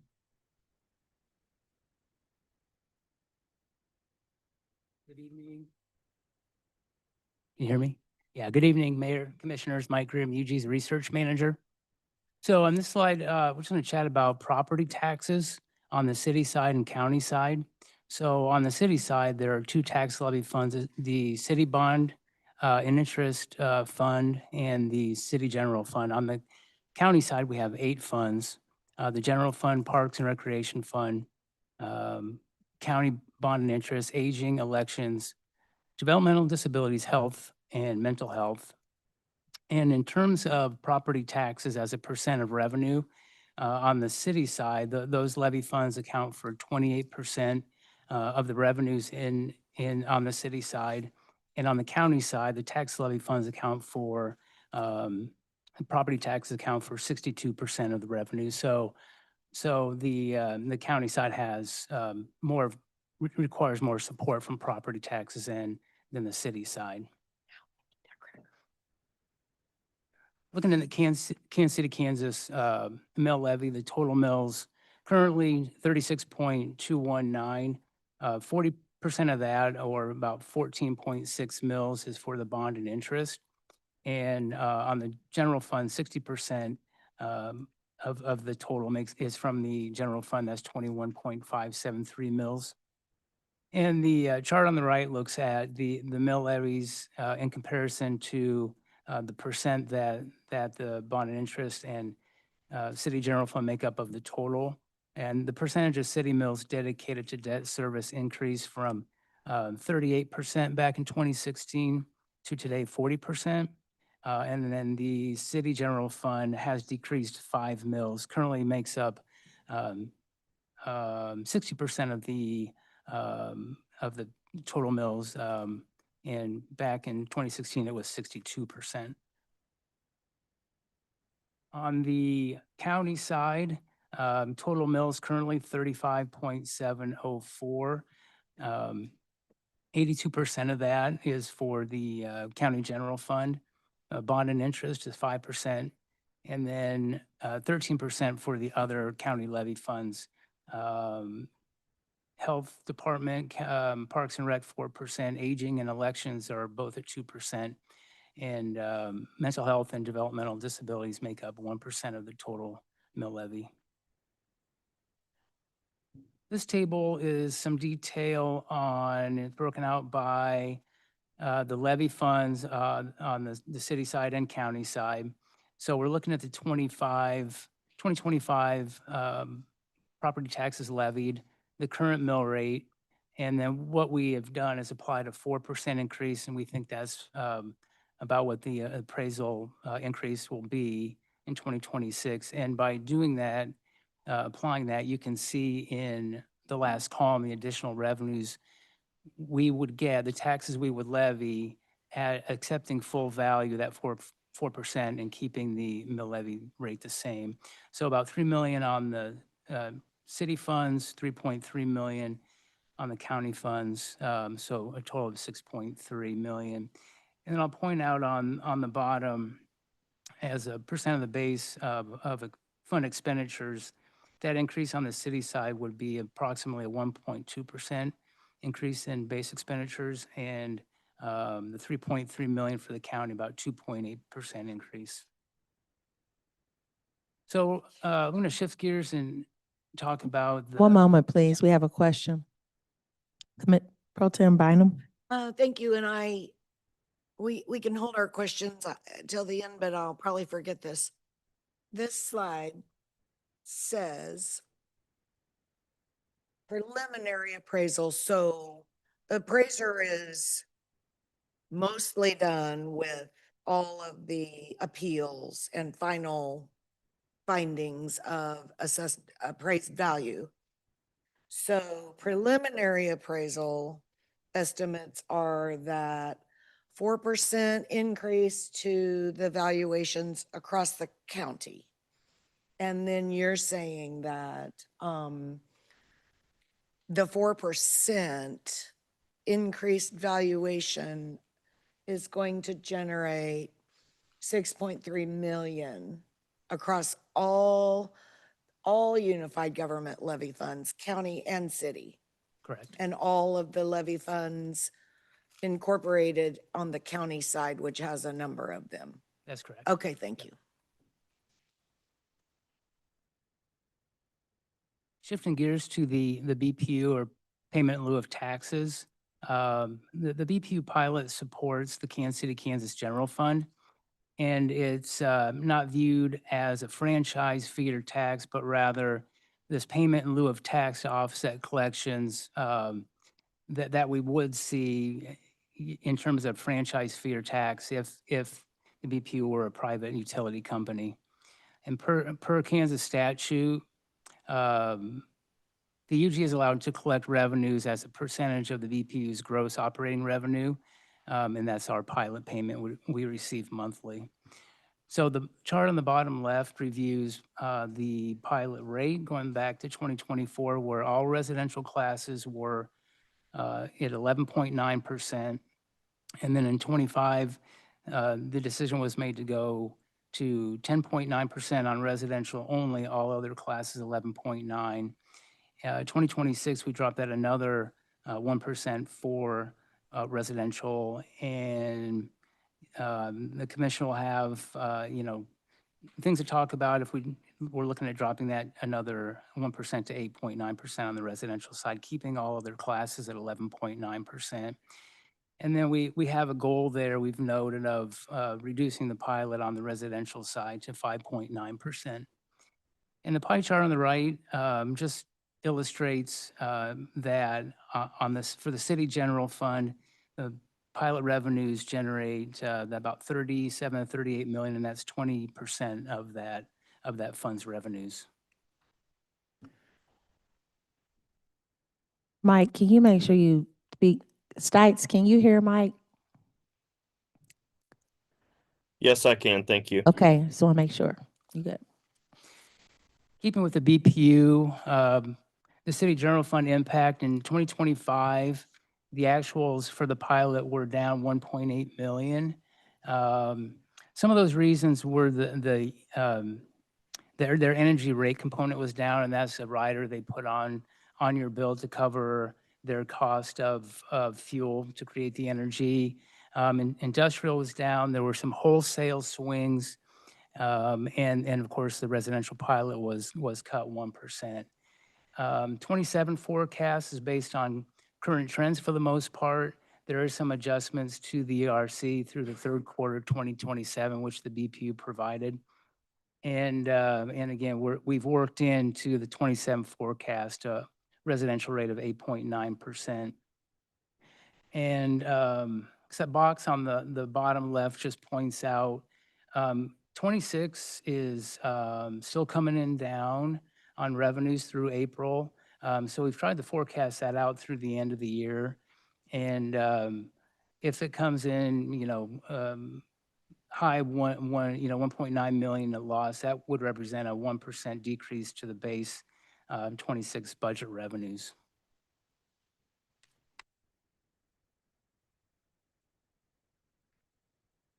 So now we're going to move into sales and use taxes.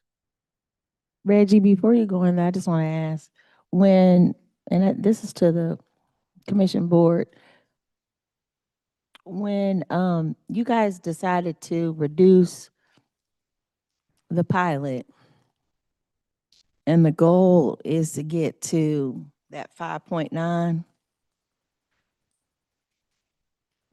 did you factor in where you were compensating the loss in other areas of revenue?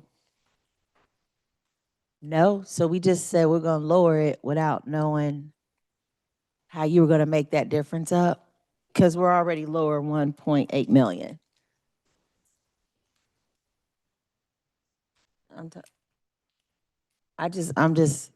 You did what? Commissioner Ramirez? Thank you, Madam Mayor. You're welcome.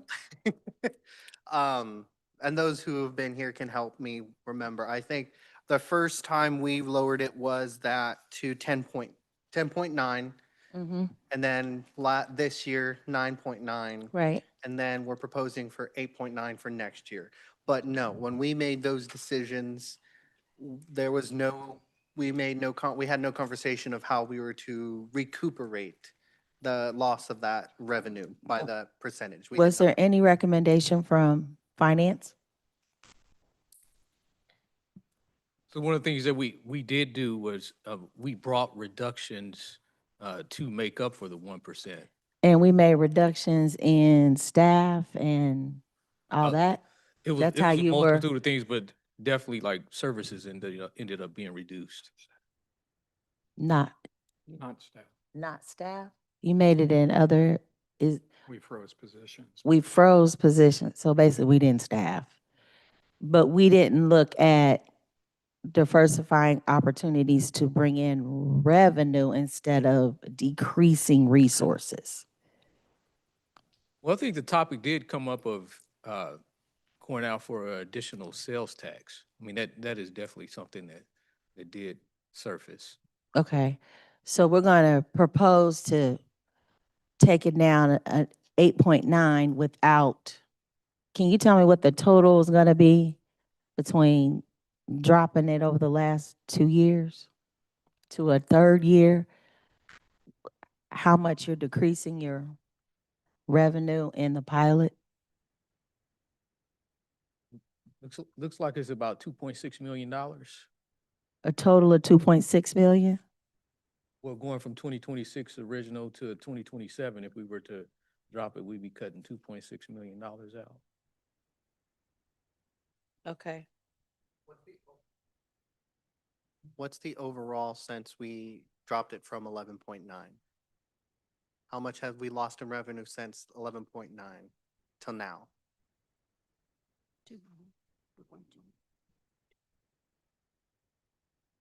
Shelley can even CFO, it's about 2 million. And one of the discussion points that we had was we look always at when BPU is planning on increasing the rates, because the more they charge, the pilot's a percentage on the bill. And so the more they charge, then our revenues, if we don't change our pilot, our revenues would then go up in a corresponding way. The first year that we did the reduction, what we did talk about was they were doing a rate increase. And so we just basically assumed that we would keep our revenue flat by giving up the additional percent, because their rates were going up. We just weren't going to gain more revenue because of their higher rates. So that was part of the first year strategy. And then, as Reggie said, it isn't for any revenue source, BPU pilot or sales tax or property tax. It's not one for one where you say, well, okay, we're going to get $6 million more on property taxes if these assumptions are right. How do we want to spend that 6 million? We go through and say, okay, here, this revenue is going up, this revenue is going down, this revenue, and they're going to talk about the sales and use tax. We pool it together and then say, okay, here's the bottom line of how that looks compared to what our expense known needs are. And so we have contractual obligations and so on and so forth. So it's a collective discussion, but it's not really just, oh, we're going to lose revenue from the BPU pilot. It's a factor of the whole picture, if that helps a little bit. County Administrator? I just want to add that the last 2 years, our focus that we've been given by the sitting commission at the time was, what can we do to reduce the impact on our citizens in light of higher property tax bills and the like. And so that led to a revenue neutral decision, but also people were complaining about how much their BPU bill was. And so what can we do to provide relief to the residential side of the billing process? Same thing in last year. What can we do to keep the impact on our taxpayers, ratepayers? And that was what drove it. There was not a encouragement to find other revenue. We did bring alternatives like the sales tax and the like, but that didn't go much further until let's take a look at it later. Okay, so I get it, because don't get me wrong, I want my pilot tax lowered just like the next person, so I'm not against reducing it, but I'm just trying to better understand how we are planning. Because if you, and I get you're factoring all this you're factoring it based on existing and we're not factoring it based on planning to increase revenue in any specific area. So meaning bring that, what we lost back, but keep everything else the way it is, right? One should not offset the other. I know that's what ends up happening, but I'd like to know, did it work? So you reduced it. How did it help with the budget? Were we better or not the following year when we first reduced? Based on y'all's assumptions. We definitely lost revenue as a resource. And this year, if we reduce, so we're gonna have to reduce the budget expenditure wise. So, related to it. but to Shelley's, Ms. Knieven's example, did it offset it where it balanced it out, or were we still short? No, we were short. Well, for clarification, Shelley Knieven, CFO, in 2025, which there were a lot of variables. So we also had the revenue neutral budget that the administrator just mentioned. Which should have helped. Well, and that only applies to property taxes, okay? So that limited the revenue. So we had flat revenue there. We reduced the property or the BPU pilot by 1%. In other words, not taking advantage of the revenue that we could have gained because of the rate increases was the way we did it the very first year. And then sales taxes, we did see an increase. And so it's through a combination of those forces, some revenues up, some down, some flat, by those decision makings. In 2025, we had a structurally balanced budget, meaning that we had expenditures that met the revenues for the annual operating revenues. So we expected to be able to cover 100% of our cost on the expenses.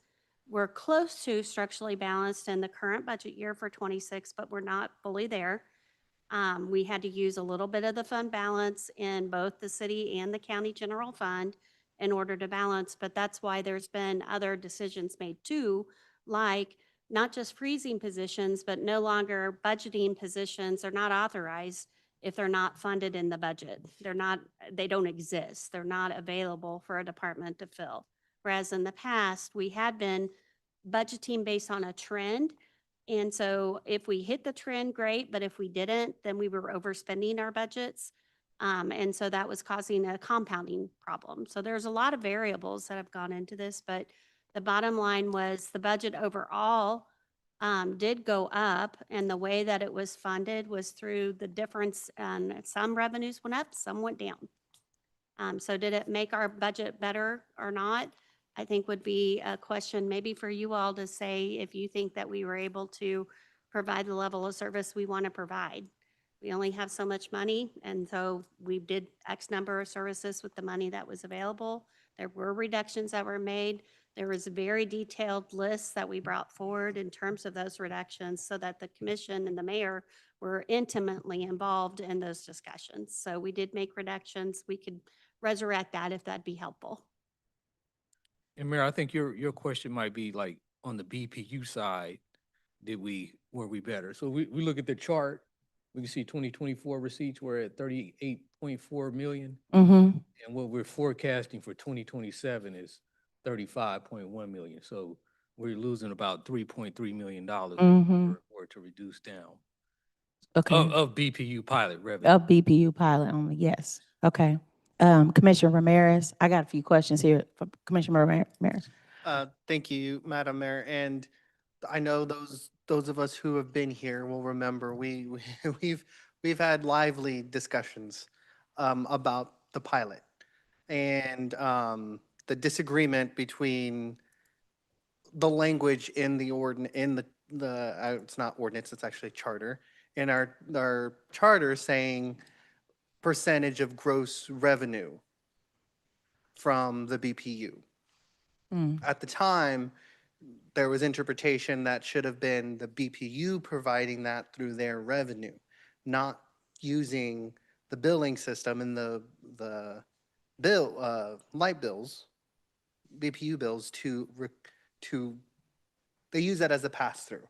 Rather than giving a percentage of their revenue, they're using the BPU bills as a vehicle so they're kind of using the community to pay for that. Mm-hmm. Passing it on. And that was a conversation at the commission, we had conversations about that, but at the end, we never came to a resolution. We just kind of just stepped away from that conversation and moved on. I think that is a conversation not now, but in the future, we should have of how are we should follow what the ordinance says, that BPU gives a percentage of their gross revenue. Mm-hmm. That's what the ordinance says. Okay. And I know legal has interpretation that the way that they're doing it is okay, but it's again not in line with how the charter says. Okay. Commissioner Stites. Thank you. Stites, Commissioner. Stites District 7. And I will say, Commissioner Ramirez, you beat me to the punch there. You're exactly right. I don't believe that this was ever intended to be a pass-through charge that reflects on the ratepayer. This is something that was a gross revenue, and then we're paid off of their revenues, not a pass-through. I totally agree, and I hope that we can have, excuse me, more discussion about that. Also, and I don't know if tonight is the night that we talk about it, and Dr. Knieven, maybe you can, when will we, we're talking about the revenues coming in, when will we have the discussion surrounding reduction of spending?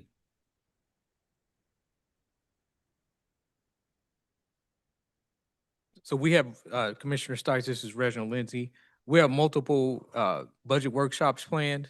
So we do have a budget workshop planned for priority-based budgeting on July 23rd, where we definitely will touch on that. And then after after County Administrator Johnston presents his budget on August the 6th, there's a plan to have departments in talking about to discuss their budgets and what their requests were, what adjustments they had to make within their budget. Okay, I appreciate that. I guess the only thing I would say is, when you say that we'll touch on it, I'm looking at more of a deep dive into it, not just touching the reduction of spending. And then the other, On July 23rd, there will be a whole budget workshop. that's great. I'm glad to hear it. Priority-based budgeting. Thank you for that. And then when will the audit be available for us? Shelley Knieven, CFO. So the audit's in its final steps of the process right now. They're on site. And we will be done on time, which is typically the end of July. And then we'll schedule time to get on the agenda for the auditors to present that. But just a reminder that the audit is backwards looking and looking to see if we properly accounted for all of our dollars, properly spent them, properly managed them. So it's backwards looking versus the budget really is distinct. And that's forward looking, like what are we going to do in the next year for the next 12 months? So we do sync up though on the fund balances. That's kind of a bit of a crossover between the audit and the budget, because we want to have as close to an accounting as we can for the fund balances as they will roll forward. So we presented that to you all as part of the fourth quarter report. It's partially updated, little tiny changes in the first quarter report for year end of last year. But anytime you have a budget, you have a couple of months run out of invoices being paid. So even though our budget ended December 31, things get paid through February and March. So we can't technically close our books for expenses we incurred back in 2025, 26, and so on. So there's a process for that. And then the auditors have to have time to do their work. They're doing basically an entire city and an entire county. So really two public institutions audit that they're doing every year, but they get it done and we're on schedule, back on schedule. The organization had fallen behind before, but we're on schedule and we'll be done this summer. Okay, thank you. And I guess, and this won't be the time, you guys will definitely get to hear me later on and when we have deeper discussions on property tax reduction and fee reduction and how we how we get there and make an impactful difference into our constituents. And not just, and I will say this now, and I know we'll have a additional conversation later, but I just want everybody to remember, just because appraised values go up 4% doesn't mean that we have to take all that evaluation and raise the mill levy. That's all I have for now. Thank you. Thanks, Commissioner Stites. Commissioner Lopez? Yes, so you're saying the,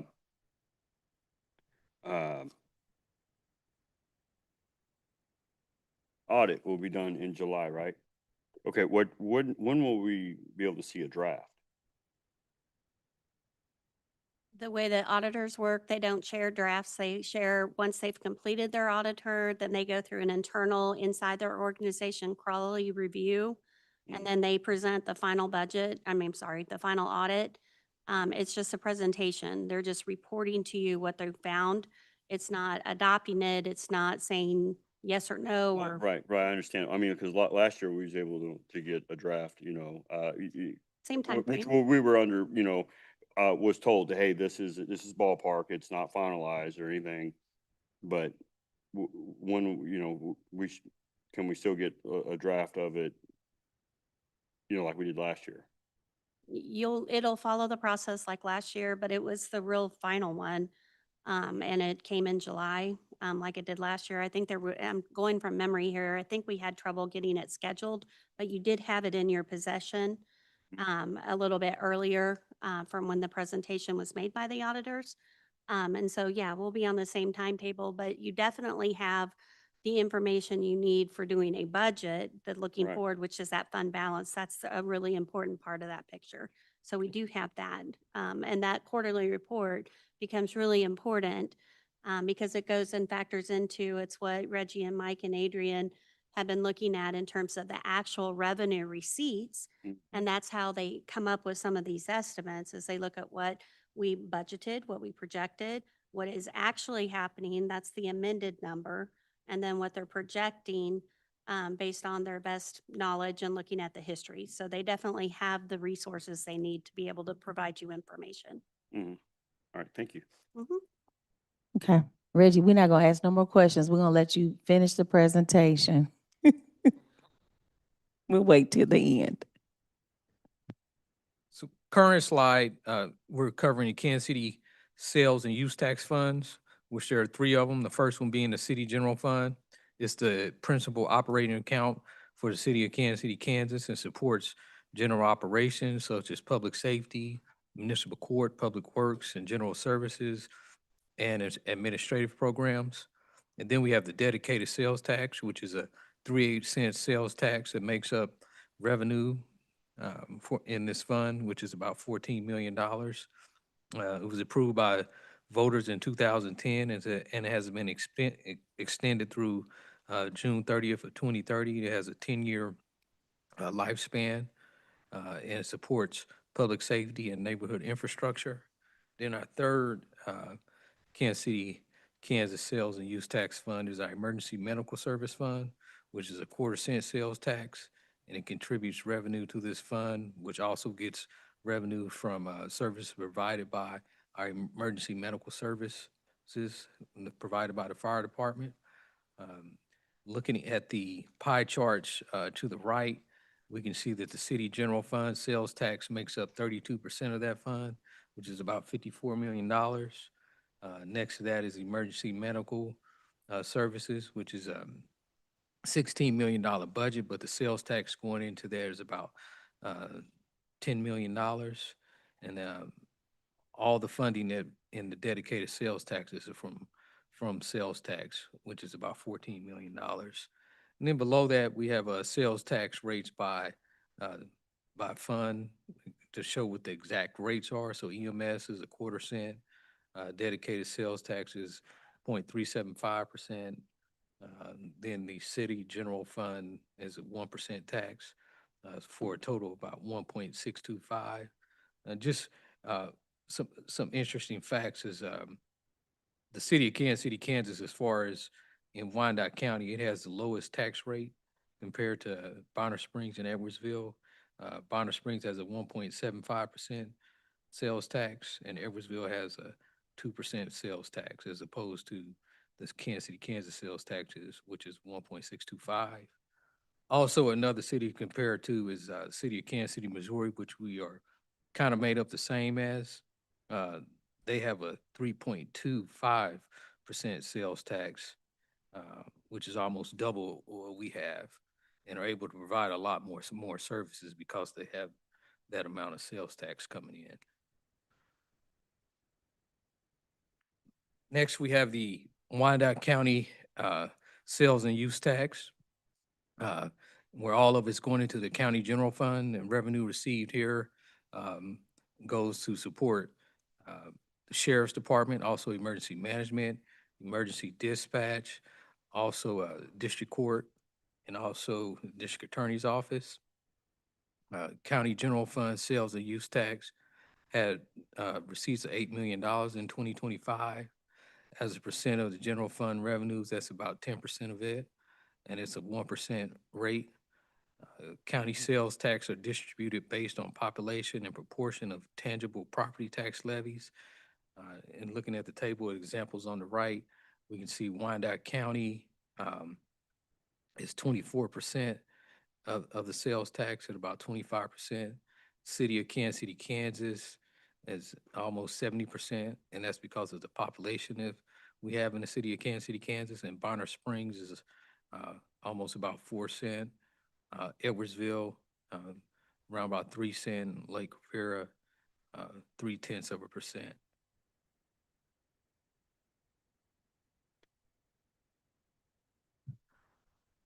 Current slide is illustrating sales tax revenue and looking how it's brought in the receipts from 2023 to our forecast in 2027. Our base sales tax growth from 2022 to 2024 was 0.3%. 2026 forecast includes a full $2.5 million additional Plaza at the Speedway increment, or a 7.5% increase over the anticipated 2025 base. As we can see in 2025, there also was a 11 million one-time payment from payoff at the Plaza at the Speedway. And one of the things, we're in 2027, we're forecasting a 2% growth, and that's on top of a growth update that we're already having for 2026 of 3.71%. This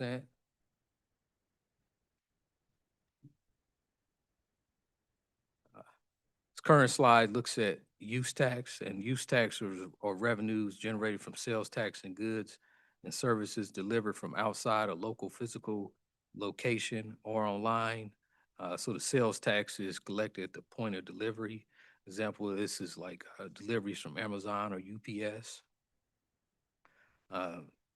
Base use tax growth from 2022 to 2024 for this was 11.6%.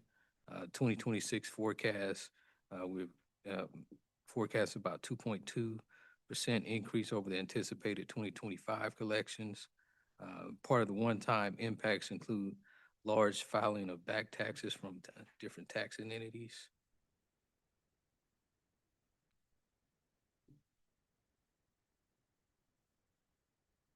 This slide is a combination of sales and use tax to give everyone an idea of how much revenue is coming in from sales and use tax combined. So we can see in 2027, we're estimating about $65 million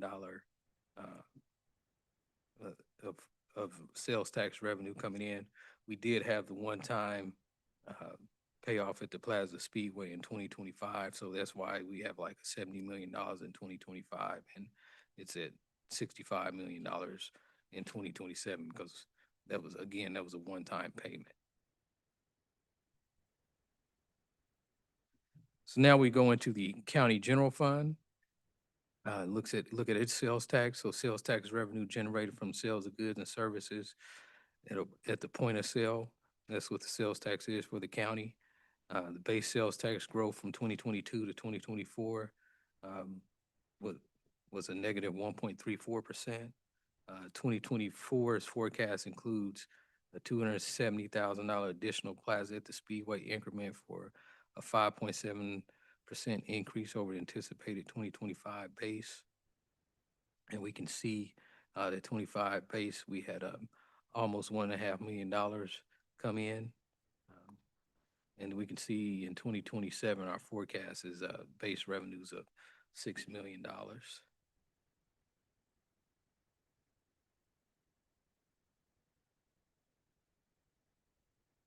Next is a view of the use tax for the county general fund. And again, use tax is a tax that is collected at the delivery point on an item, usually for things that are bought online. Base use growth, tax growth from 2022 to 2024 was 9%. 2026 forecast was almost 2% over the anticipated 2025 collections. Prior one-time impacts included large filing of back taxes from taxing entities. And for 2026, on top of a 10% update that we're doing for 2026 update, we have sales tax or use tax increasing to $2.7 million.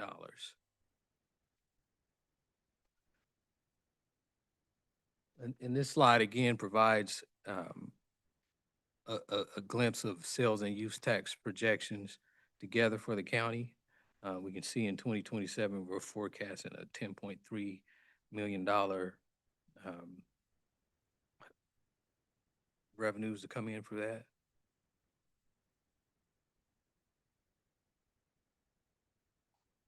Now kind of switching gears, and we're going to look at total revenues in the city. So we have three fund categories. We have general funds, which includes the city general fund and also the city bond and interest fund. And then we have our enterprise funds, which are sewer system, emergency medical services, solid waste, stormwater, enterprise, and Sunflower Hills. And then a public levy, and then our stadium. And then we also have special revenue funds, which include our dedicated sales tax, our special street and highway, and our tourism fund, our Wyandotte County 911 fund, special alcohol, special parks and recreation, then our environmental trust. On the right, we can see our pie chart. Largest category of revenue comes from our sales and use tax at 23%. Then we have property tax coming in at 19%. And then other taxes at 12%, and charges for services at 21%, and then our BPU pilot at 10%.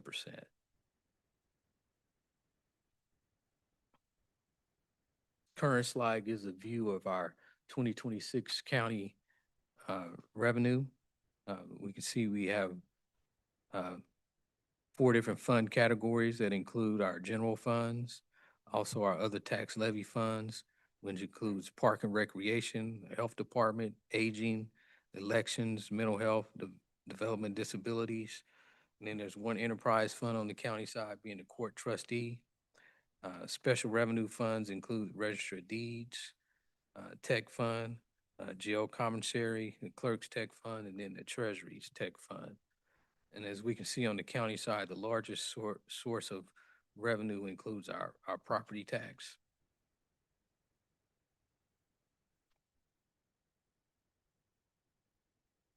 So other significant considerations can take in as far as revenue is definitely our fee schedules. That's come up a little bit earlier in the conversations. And then also there's a possibility to lose our Hollywood casino penalty if the Hollywood casino starts to build a hotel. They pay us $2 million now until they build a hotel. So at any point in time, when they start to build their hotel, there will be $2 million that would come out of our budget, and that's split between the city and the county. Other considerations to take in mind are just uncertain short-term and long-term impacts at the state and federal levels that could impact sales and use taxes and real estate market and also economic development. Now I'll turn it back over to Mike Grimm, our research manager. He's going to talk about some decision points. Mike Grimm, UG's research manager. This slide looks at something called the Municipal Cost Index, and it was developed by American City and County back in 1978.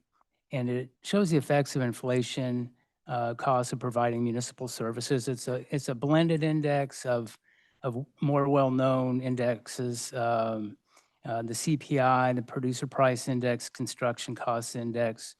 But you can see on the chart that just over time how the cost of running a government has just increased.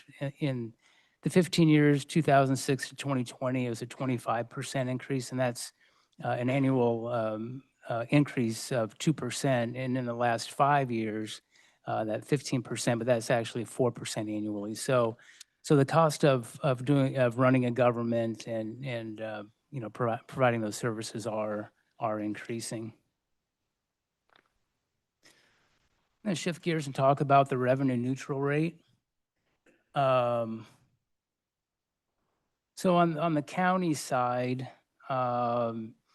in general, the revenue neutral rate is the tax rate, and this is defined in Kansas statute. The tax rate for the current tax year that would generate the same property taxes as levied last year, but using this current year's assessed valuation.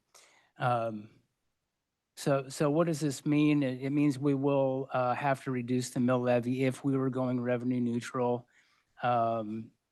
And budget cuts would have to happen due to inflation, as we just talked about, increased cost of goods, materials, personnel, and then this would ultimately impact services, programs, and the elected body would just have to prioritize those items. So by way of example, on the left, last tax year on the county side, the assessed valuation was $2.3 billion. If we use using our current mill levy rate, that generated about $83.5 million. So looking ahead to this year and our assumed 4% increase in assessed valuation, that would get us to $2.5 billion in assessed value. But, and if we use the same mill levy rate, 35.704, then we'd get 88.6 million, or an additional 5 million in property taxes. But going revenue neutral means we have to be neutral. We can't get any more revenues, so we'd have to reduce the mill. Total mills at 33.649, and that would get us back down to the about $83.4 million. On the city side, same information on the right, going R&R, only levying the same amount as we did last year, and the challenges with, budget cuts and prioritizing. But if we look at the numbers, in 2025 on the city side, Kansas City, Kansas, it was about $2 billion in assessed valuation, applying the total city mill levy rate, 36.219. That generates $75 million dollars in property taxes levied. As we grow that assessed valuation to $2.2 billion this year, using the same mill levy rate, we'd get an additional $3.5 million. So by cutting the mill levy rate by about 1.6 mils to 34.607, we would generate the same level of property taxes. Look at a kind of a calendar here of not exceeding revenue neutral, or I'll say accepting revenue neutral. On June 15th, we'll get assessed valuations from the clerk, and that will include the R&R rate. August 13th would be the deadline to publish with our local newspaper, The Echo, and that would be for an August 24th hearing, and that would be the budget hearing on that. And then ultimately, October 1st, we'd have to get everything turned into the clerk to meet state law. If we exceed R&R, there's that June 15th date again, valuation estimates, R&R rate. But by July 20th, we have to alert the clerk of our intent to levy above the revenue neutral rate. Between August 20th and September 20th, that's kind of the period to, that we can hold an R&R hearing and the budget hearing, and they can be held on the same night.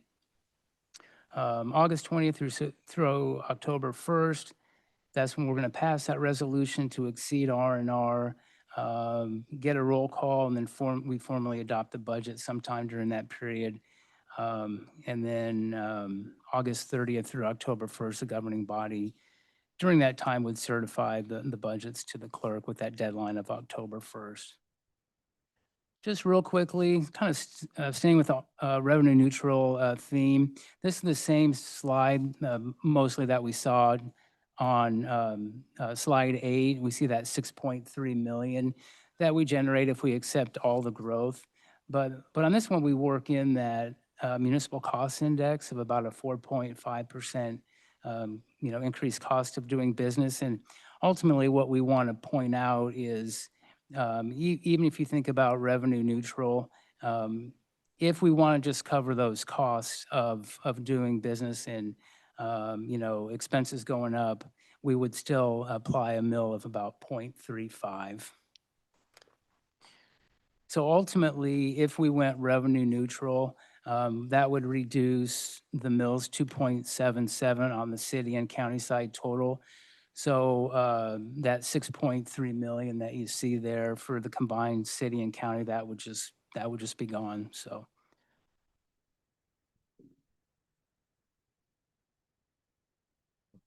So property tax rates, as Mike covered, we're looking at a estimated base total excess value growth for 2026 of 4%.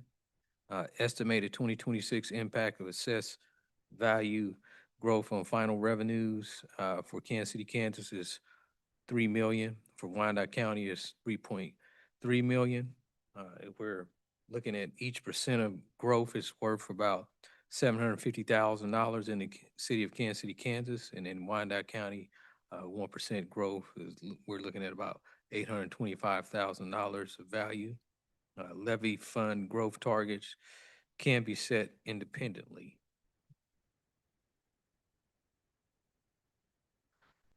And as Mike covered a little earlier, we talked about the BPU pilot adjustment.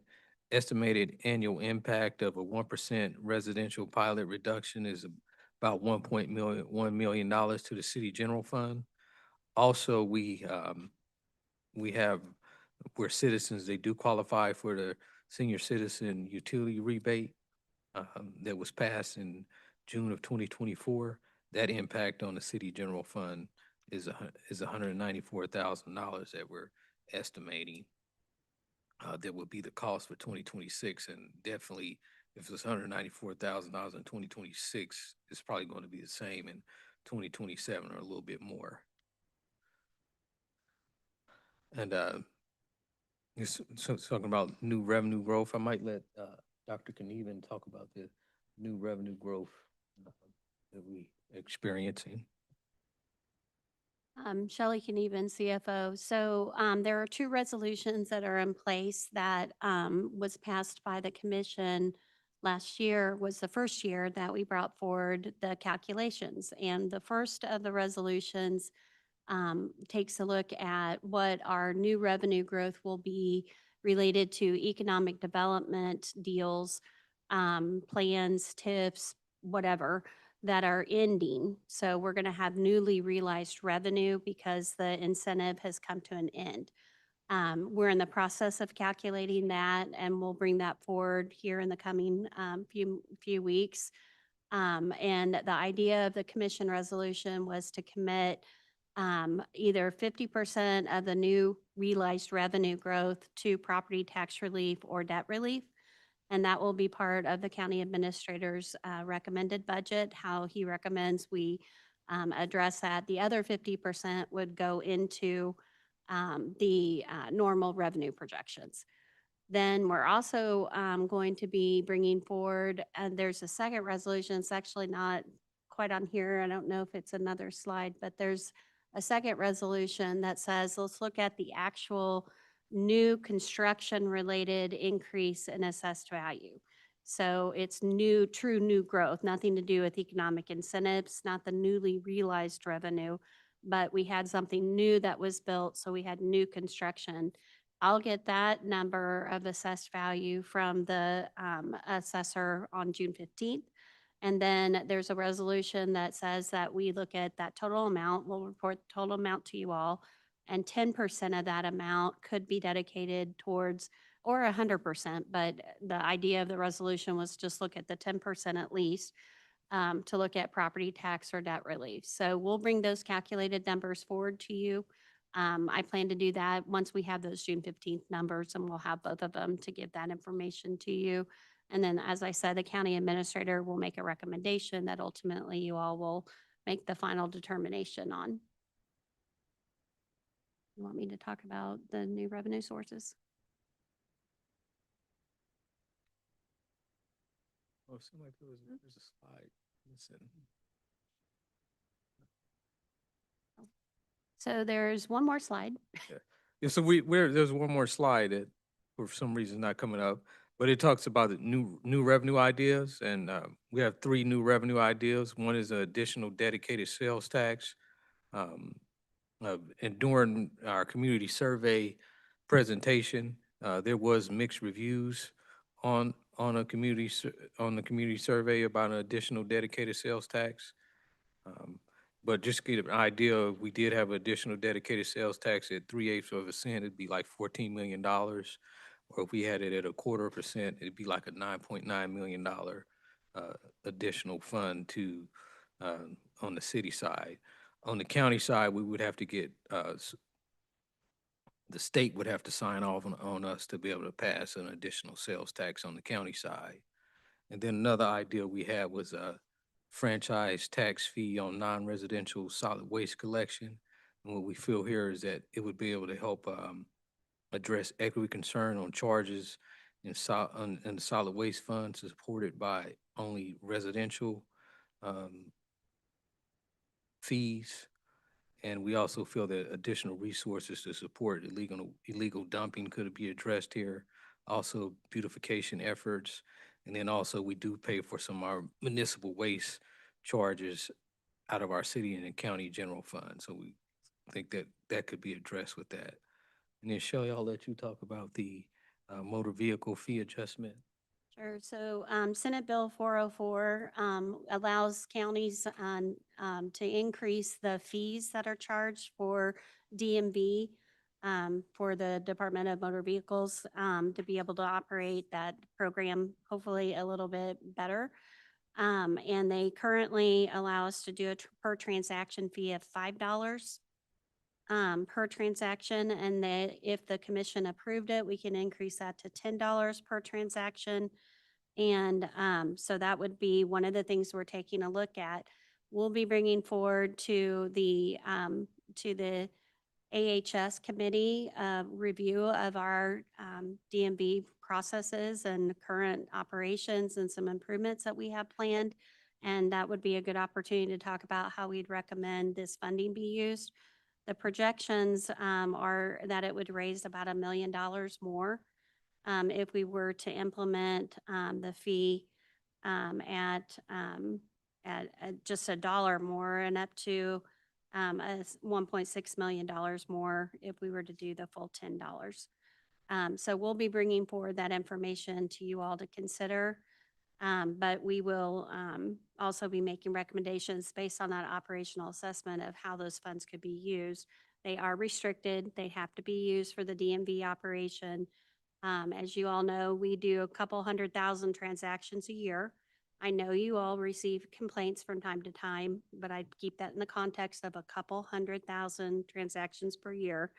But I do know that there are complaints. I also know there's operational improvements that we can make that we're in the process of, and I look forward to sharing that information with you. Okay, does that complete your presentation? Yes, and also we did provide a supplement packet that had like benchmarks of different property tax and sales tax across the region. Okay. There's the Some of the commissioners did not get the supplemental packet. Are we getting them now? Okay, thank you. Commissioner Ramirez. Thank you, Madam Mayor. Couple things. The first one, going to the resolution that was passed about the 50%. So in the presentation, it says we're estimating a 6.3 new revenue, correct? We're estimating based off the 4% increase. Yeah, and that's an estimation, and we'll get those final Yeah. numbers from the appraiser on the 15th. June. So using that number, that's 6.3, then that would mean 3.1 million of that will have to, is that not what that means? So for clarification, the 6.3 you're talking about is the projected growth in total property tax, just from assessed value growth, using the same tax mill levy rate. The resolution I'm talking about looks specifically at any economic development incentives that are ending. So it's dollars that were previously being diverted into special funds. Say you had a TIF, like Plaza at the Speedway had a TIF. Those dollars were being collected, being paid, but diverted into a special fund that was paying back the bonds. So once the bonds are repaid, the TIF is concluded, now we get newly realized revenue, which we are doing and building that in on the sales tax side, but for way of explanation. So the incentive comes to an end, we report to you, incentive X is coming to an end. Here's how much revenue used to go to pay for the incentive that will now come to our respective funds. Of that amount, 50% can be recommended for whatever use. It relates a little bit to Commissioner Kump's program that you've recommended in terms of the circuit breaker. Pacheco. Okay, how about Pacheco? I was giving you all the credit because I'm looking over there. I'm sorry, Commissioner Pacheco. So, yeah. But it's similar idea to some of what was recommended in that, but we'll be presenting to you the numbers. I'll just alert you for 2027 budget. Okay, so the ones that will end at the end of 26, and we're going through making sure we've got a complete accounting. There's very few that are ending in 26. So it won't be a large influx of revenue that we are getting as newly realized. But conceptually, the idea is a very good one. We need to be accounting that. We need to be reporting that as an IRB, for example, comes to a close. So an IRB comes to a close that had a tax abatement for 10 years, and they were paying the pilot, okay, in those cases, thinking about recent conversations. So we'll look at what is their tax amount that they're gonna pay minus the pilot we were already getting, okay? And then now what's the difference? The newly realized revenue. That's the discussion point. And so some years it might be a lot and some years it's not very much. It just depends on by happenstance when those conclude. Thank you. I always get the two mixed up because I know we have the 10% one and I always get. That's the new construction. So new it's a construction. subset of assessed value. I So they've told you 2 billion in assessed value. Of that amount, whatever 100 million, 200 million, whatever amount is truly, and the assessor tracks this as related to new construction. And I have to wait for that number. Then I'll equate what the taxes are that would be generated from that new construction. And I'll tell you the aggregated amount, the total. And then 10% of that's the discussion point. And like I said, those are the two I always get mixed up in my mind. The other item that is from the new revenue ideas is about the motor vehicle fee adjustment or the possibility of us doing that. Learning in the news, we have, everyone knows the modernization fee that we pay at the DMV. And that fee's on there to modernize all of our DMV offices. But I learned through the news that that fee does not come back to us. It stays at KDOT. So we have this fee that we're collecting that we're supposed to get back to help modernize, to help with the backlog, to help with the long lines, and to help with customer service. But KDOT is keeping or receiving those funds instead of counties. And so I think that's an important point that we need to make to our legislators is to investigate that. If those monies are supposed to come back to our communities, then it needs to come back to our communities. I think from the report, they're being diverted to highways to help with the highway funds. And that's not what they're meant for. And so it behooves us as electeds to go to our state representatives and help with that. Because we know, as the mayor said, or I remember who it was, says we hear a lot of complaints about DMV and we need to make it better. And that's what my committee, we're going to hear that in a couple months or so of an assessment of how our DMV is doing, what we can do to fix it. And I'll do my due diligence of reaching out to our legislators, our delegation, to try to get to fix that so that fee comes back to us so that we can fix our DMV system better. But that was just something I learned just this week that I just wanted to share with the commission. Thanks for sharing. Commissioner Bynum. Thank you. I wanted to ask about the motor vehicle also, the very last thing that you mentioned, the slide was in the packet that we got emailed, but missing from what we saw tonight. The state passed an additional $10. They passed Senate Bill 404, passed, or 400, passed from $5 that we can go up to $10 or anywhere in between. So But it'd be an additional. we or different than- they? No, it's local. Okay. So we do get to keep $5. And so that's why you were suggesting that that would be something we might look at. Correct, And currently it's at 5 correct. for us locally. Mhm. Okay. That's right. And frankly, our, part of our legislative, request, and as well as all of the county treasurers throughout the state of Kansas, the state, if you look at your receipts, there's a lot of fees charged on there. Yeah. The state keeps all of that money. Right. Now granted, they have to run a computer system that everybody is accessing, from your local DMV, but they're not providing funding. They require us to have a DMV, but they don't fund it. Okay. And so they then fund the systems that they need. And so there's something that money is going for, but instead of giving us a portion of, like, don't keep all of it, give some to the local, they decided instead to pass this bill, which allows us just to impose more. Okay. And so it's a discussion point. We certainly want to provide a high level of service, and resources, of course, can help do that. Thank you. I was needing clarification on what you had said earlier. Thank you. Thank you. Commissioner Hill. Thank you, Madam Mayor. I have a couple of questions on pages 15,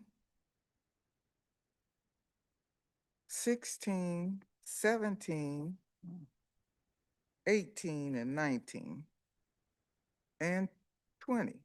The very last bullet point, basically on all of them, say prior one-time impacts include state star bond, base recalculation 2024, and plaza at the Speedway TIF. So that's on 15. And then 16 says prior one-time impact includes large filing of back taxes from a taxing entity 2024. And then 17, prior one-time impact includes state star bond, base recap. Okay, that one again. So can you explain to me, what does that mean? What is that prior one-time impacts? Is that impacting negatively, or is it impacting positive? And if so, either way, how?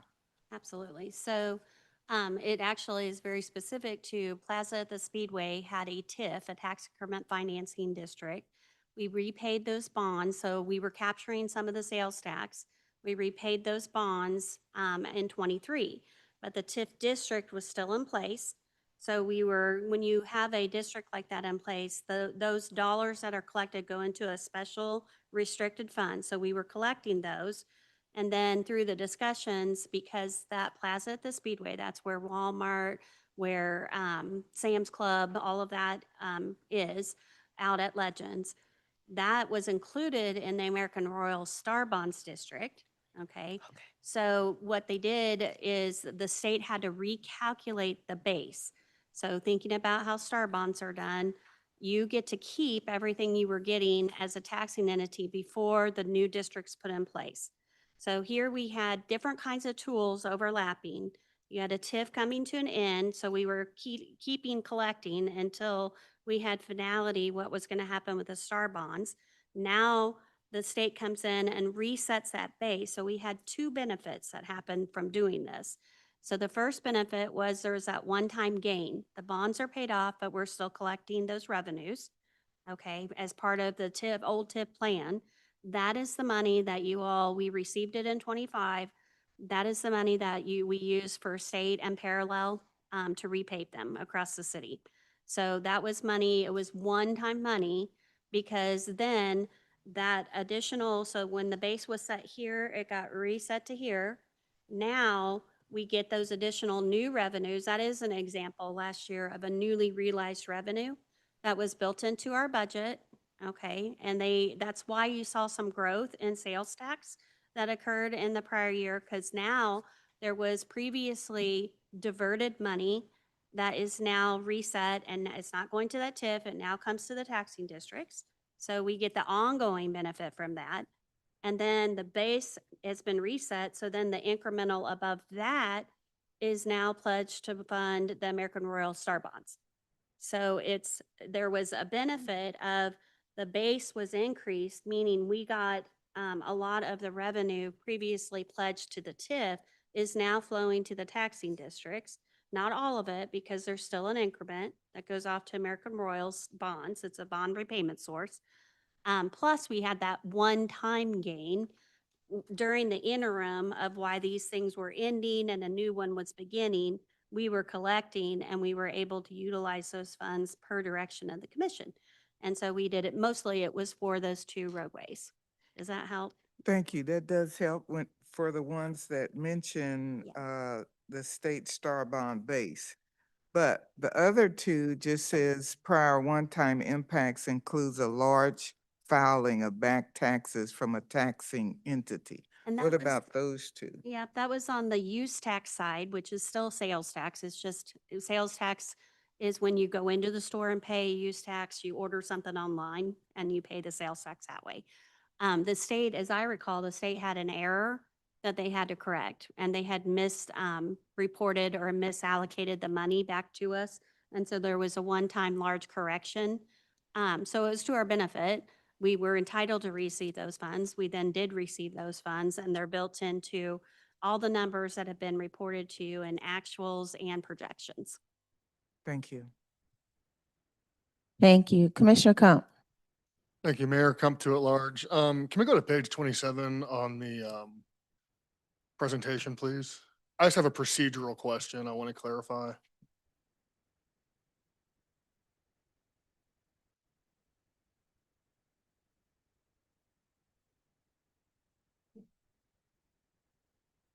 Yeah, perfect.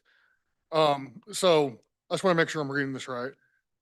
Let's say July 20th, that's our final day to declare intent to exceed revenue neutral. If I'm looking at this chart correctly, we can declare our intent to exceed revenue neutral, but still lower our mill rate. Is that correct? Yes? That is correct. Okay, so it'd just be between that 35,704 and that 33,649. Right. By July 20th, you pass a resolution to exceed revenue neutral. You're not setting the tax rate yet. You're still having your deliberations. You're just preserving your option to be able to exceed that revenue neutral rate. But you do set the maximum that you can impose. So but you're not required to go with that maximum. Through the rest of the deliberations, the rest of the budget process, you can then adjust it however you see fit so that you have a balanced budget. Okay, so that just kind of was funny to me. You can exceed revenue neutral and then lower the mill levy in the same year. That was just Mhm. interesting. Okay, thank you. I just had that one point of clarification. Yeah, for clarification too, the numbers that were provided, and it is a past model that we've used, is that we were keeping our mill rate standing steady in past years, and just having an increase in the assessed value was providing that revenue growth that helped to fund the municipal cost index, things like personnel cost increases, commodities, gasoline, all of those increases, but the mill rate actually wasn't changing. It was staying steady. And in the historical report, there's a really good chart that shows you that our mill rates now are actually quite a bit less than they were 20 years ago, the actual mill rates. And so as your community grows and as you have more commercial development, more residential development, it spreads it out. And so you're able to do that and yet provide increase in the cost of services. So, but yeah, it's not an absolute one or the other. Thank you. Commissioner Lopez. Yeah, Lopez District 6. I was way down the line on this, but from when Commissioner Ramirez was talking about the fee at the motor vehicle, and we could bump it up to $15. Is that 10. but what you brought up 10, but it's 5 now, so it would be 15 total, right? No, you can bump it up 5 more, from 5 to 10. Say what? 5 to 10. 5 to 10. Sounds like a crapshoot here. Okay. So, I was just trying to figure out a way that maybe we had it up high enough where, and it may not even be in our purview. It might be a state thing where 65 and older get a huge discount. Maybe they already do. I don't know. I'm not there yet, but, and then I hope, I'm gonna look into this too, but I hope that, Commissioner Ramirez is wrong, but I doubt he's wrong on the monies that's going to KDOT. You freaking serious? I mean, that's what their tolls are there for. So I'm gonna look into that really hard. Also, I did, okay, so, oh yeah, there's some other stuff I'm still working on. All right, thank you. Oh, no, oh, I'm sorry. I just remember. When, the Plaza de Speedway, there we go. Is that sales tax revenue is now going to the billionaires over at Star Bonds, right? So a lot of the Plaza at the Speedway sales tax is going to the taxing entities, Mm-hmm. much more than ever was before. So Mhm. you have a base that gets Mm. frozen, so you never lose. And then they reset the base before we did the American Royal bonds, and that addition, and then that was increased. So now we're getting several $1 million more per year from just Plaza at the Speedway in terms of sales tax.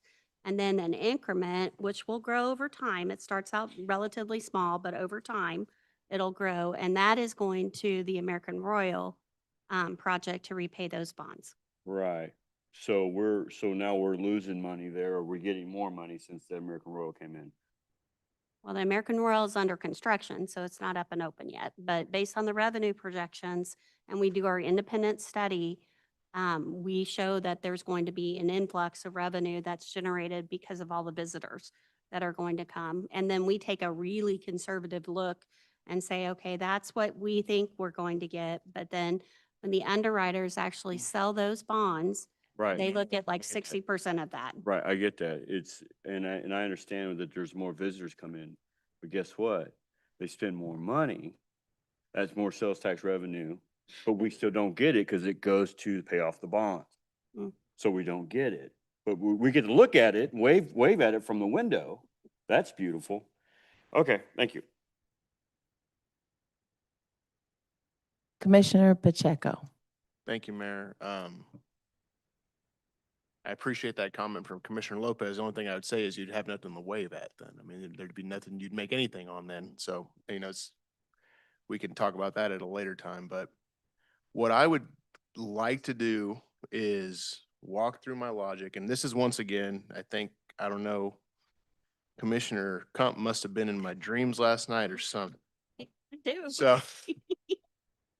So exactly what he asked was, walk him through how you can exceed the revenue neutral rate and still drop the mill levy. And it makes sense. So I try to explain the math, and this is all part of, I guess what I want to set the table publicly is that, even though there's not a lot of people here, if there's anybody watching, or, we're going to get people to rewatch this, we're going to go through our budget talks as things go. And a big part of during these new commissioners up here, myself included, a big part of our kind of campaign trail as it was during last summer during your guys' budget talks was whether or not we're going to exceed revenue neutral or not, right? And so my understanding has always been that that's exactly how you've explained it. It's a rate, right? And that does not mean that you cannot drop the mill levy. But what people need to understand is that even if you kept everything the same, it's still not enough. I mean, we're probably, maybe you might have put it here in your report for today. I'm not sure if I heard it already, but you're probably, from actually being able to keep up with this 10 to 15% cost of running a city, inflation, probably anywhere from like 10 to $12 million short in reality. Like truly, you would probably need to add, like, just quick math that I've been doing on my paper here, like 4 or 5 mills easily to actually cover that cost every year. And I try to make it a comparison to like your house, right? It's like, hey man, your income went up 1 or 2%, but everything else going up 10%. You may be just as fiscally disciplined as you were the year before. You may be living your life the exact way you're supposed to. You're putting your money away. You're knocking down your credit cards that you had when you were young and dumb, and you're getting rid of those.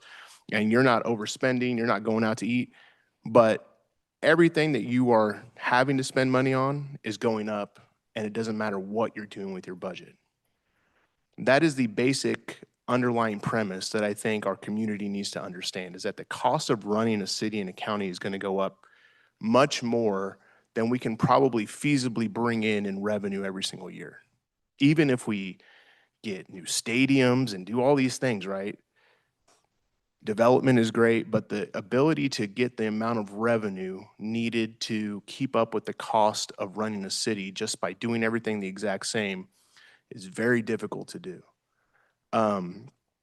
So what we can commit to when we're able to is, hey, if you exceed revenue neutral, you can still, last year's mill levy was 36.219. You can say, you know what? If we exceed revenue neutral, we'll do 35. It's still less than last year, but it does limit the amount that we're bringing in to run the county. That's what people need to understand. That's a basic premise. And, we all feel the tax burden and things like that. We all want to make a change. That's why I'm proposing one way to try to at least provide some of that relief in the interim while we're doing things. As we have more discussions, we're going to get into more discussions about what we're doing on our debt to make it less of a problem for us. It's going to take time to do. We're going to get our financial house in order. There's things we can do in the interim to help people feel a little bit more relief. But this idea that if you don't exceed revenue neutral, my taxes are going to go down, not necessarily. And at minimum, the value for your taxes is going to go down. People need to understand that the value that you will get from us, even if we're trying to do our very best job, is going to go down. And it's not to scare anybody and like, oh, we're going to cut police and fire. It's what you get for your tax dollar will go down because we just can't do as much with it simply because of the cost of running the city. Even if we did everything exactly right. And we can all have that argument of like, are there places where we can spend better and cut costs and cut spending? Sure. We want to find those things and be as fiscally responsible as we can. But I really just want to make the point, and the reason I said, Commissioner comes in my head, is because he asked that, and it is the central point to this entire discussion. Exceeding revenue neutral is a tool that allows the government to at least have the option to play around with the mill levy in a way that's fiscally responsible. That still provides some relief potentially to people from the year prior. Instead of charging them 36.2 mills, we maybe do 35. I don't know. We just pick a number. Even if we kept it the same, it's actually basically what that is not an increase. That means that your tax bill is still the same, but still, even at that, we get to do a lot less with it than the year prior. Whatever, 4 or 5% less, whatever, keeping 36 the same from the year prior would be. So I don't really have any questions. I see some head nodding over there from you guys, and I think it's very important for us to get these sorts of things out publicly, because while we all want to, I mean, the whole reason I've proposed my care plan is because I care about people's taxes and what's coming out of their pockets. But we need to understand as a community how many things, our community is much older than others as well. So we just talked about it today in another meeting. You know, we have infrastructure that's much harder to keep up with than it might be even in neighboring Johnson County or newer communities that have been built in Leavenworth County. The ability for us to keep up with the amount of revenue coming in, and we're always trying to get as much as we possibly can in every possible fashion, is just a very difficult thing to do. So people need to understand that, and it's not to belittle anyone's thoughts or philosophies on the situation, but it's just the facts. It's just the facts, and I just want people to think about, anybody who's watching, I just want people to think about their household once again. Even if you're doing everything right, if your income's only going up by 2%, you got a 2% raise this year, but everything else is costing 10%, even if you're doing everything right, no matter if you change your spending, it's still not going to be able to keep up with what you got to put out to pay your bills. And that's the problem that we have as a county. And that's not just us. That's not like a Wyandotte County problem. That's the other thing I hear all the time. Like, we don't know what we're doing in Wyandotte County. It's like, sure, we could do things better. We can always look for better ways to do things.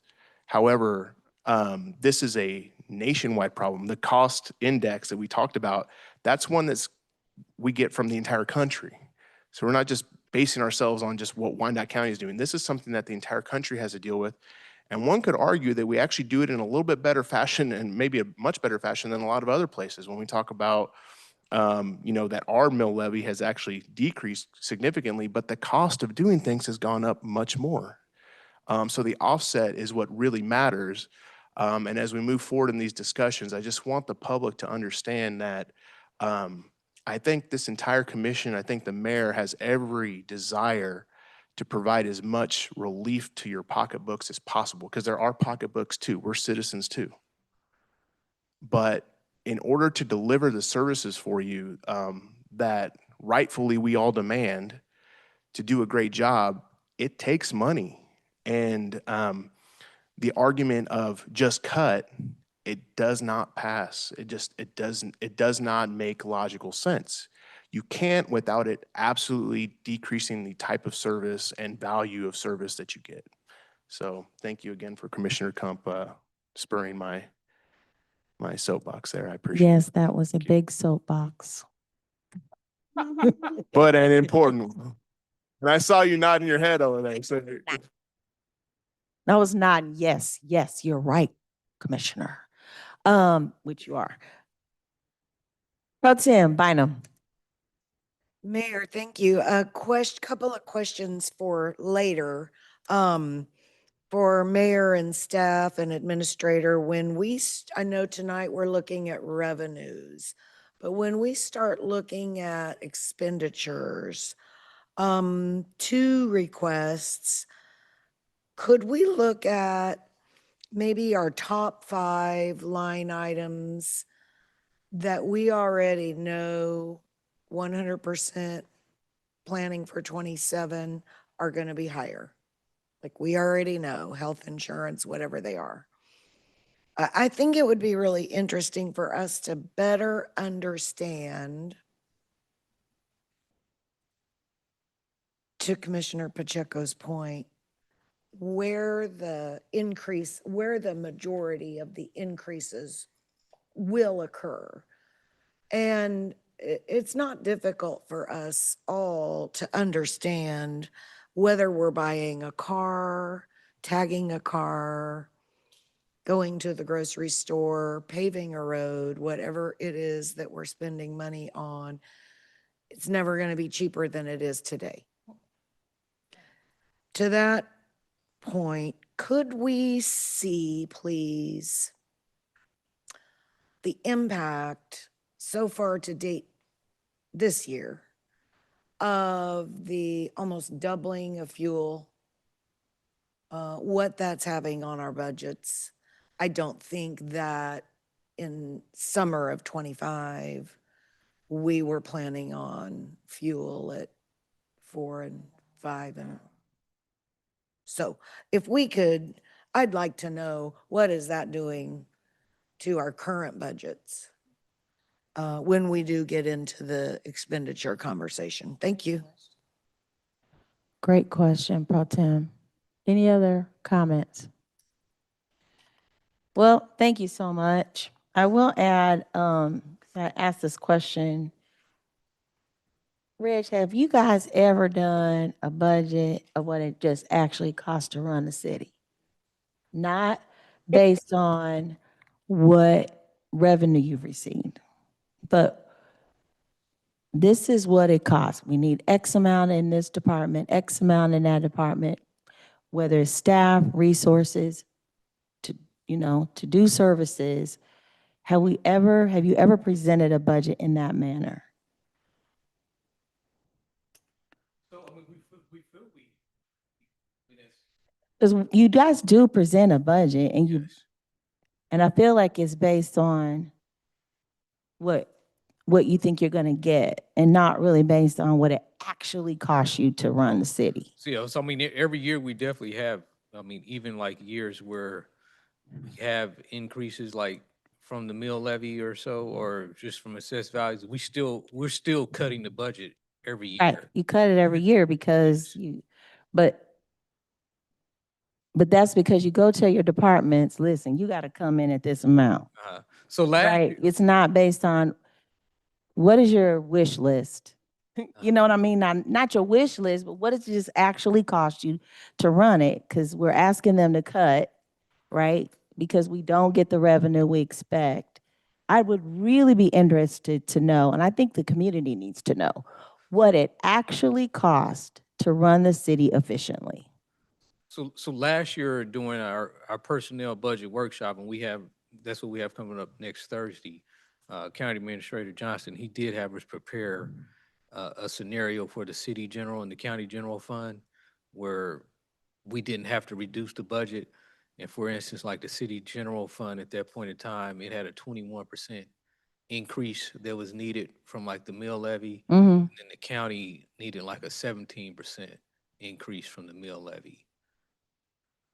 Okay.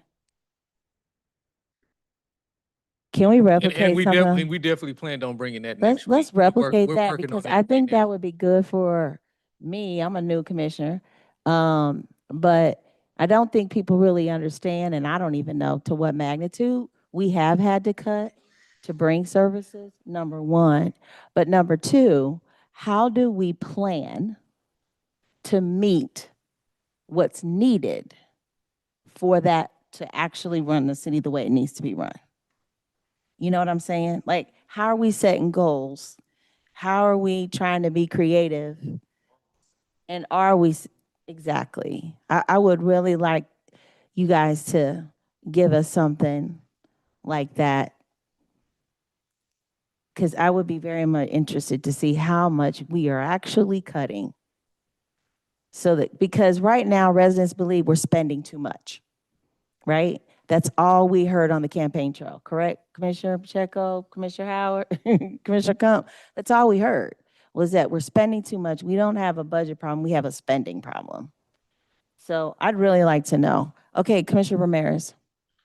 Thank you, Madam Mayor. And to your point, an exercise we did a while back when we first heard about priority-based budgeting, Commissioner Bynum and I have talked about it, that I think we need to do again, is we did a red light, yellow light, red light exercise with every program and service that is in our budget. Green light, we keep funding it. Yellow light, we find another way of funding it or an outside organization to fund that service. And then red light is we don't do that service at all.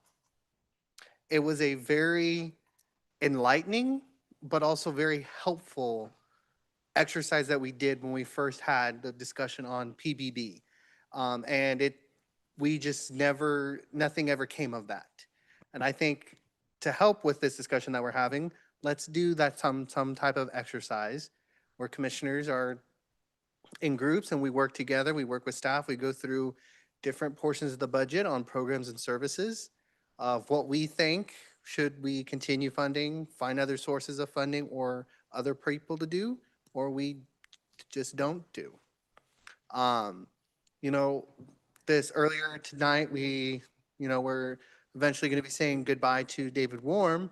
I serve on the search committee. And one of the things one of the big things that we've been talking about is this is an opportunity for us to reimagine Mark. This is an opportunity for us to look at programs that we have been doing, but should we continue to be doing? And I think that's a mindset that we at the commission, we have a new mayor, we have a new commission. Should we continue doing the things that we have been doing? Is it going to be hard for a community? Yes, but I think that type of an exercise for us to do would be very, very helpful. Thank you. Commissioner Lopez. There we go. Yeah. I've been listening to Commissioner Pacheco's tax bill deal, and it's beautiful. I mean, it's awesome. But at the same time, but now this is where it's, I'm gonna push some buttons here, and I don't mean to. But, and then this would take legislative action. But if we got rid of the pet district, we get rid of that, and we get legislation to say, hey, tell the community college they can go out on their own. It's like Donnelly College or somebody. We could raise the mill levy where we needed it, and it would still drop property taxes way down. Way down. That would be, I mean, like Turner pays 2.5 million when 500,000 goes to the pet district, when 500,000 goes to the library at Turner Rec, which they do not pay rent at all. So I don't know well, they need 500 grand. Then 2 million goes to the main library. From there, I don't know where the money goes from there. But what I'm saying is, why? Why? So we could raise the mill levy how we needed it, even if it was 10, 15 more mills, whatever, but it would bring the property taxes down tremendously. And then we'd be lined out. So. Thank you for those comments. Okay, well, this was an information only. I need a motion to adjourn. I'm so moved. It's been moved by Kump and second by Ramirez. Roll call, please. Roll call, Bynum, Aye. Kump, Aye. Howard, Aye. Ramirez, Aye. Hill, Aye. Pacheco, Aye. Lopez, Aye. Stites. Aye. The vote is 8-0. The motion carries. We are adjourned. Thank you, finance, budget, treasury, payroll, all of y'all. Thank you for the presentation. Commissioners, you rock. Have a good evening. Good night, community. We're adjourned.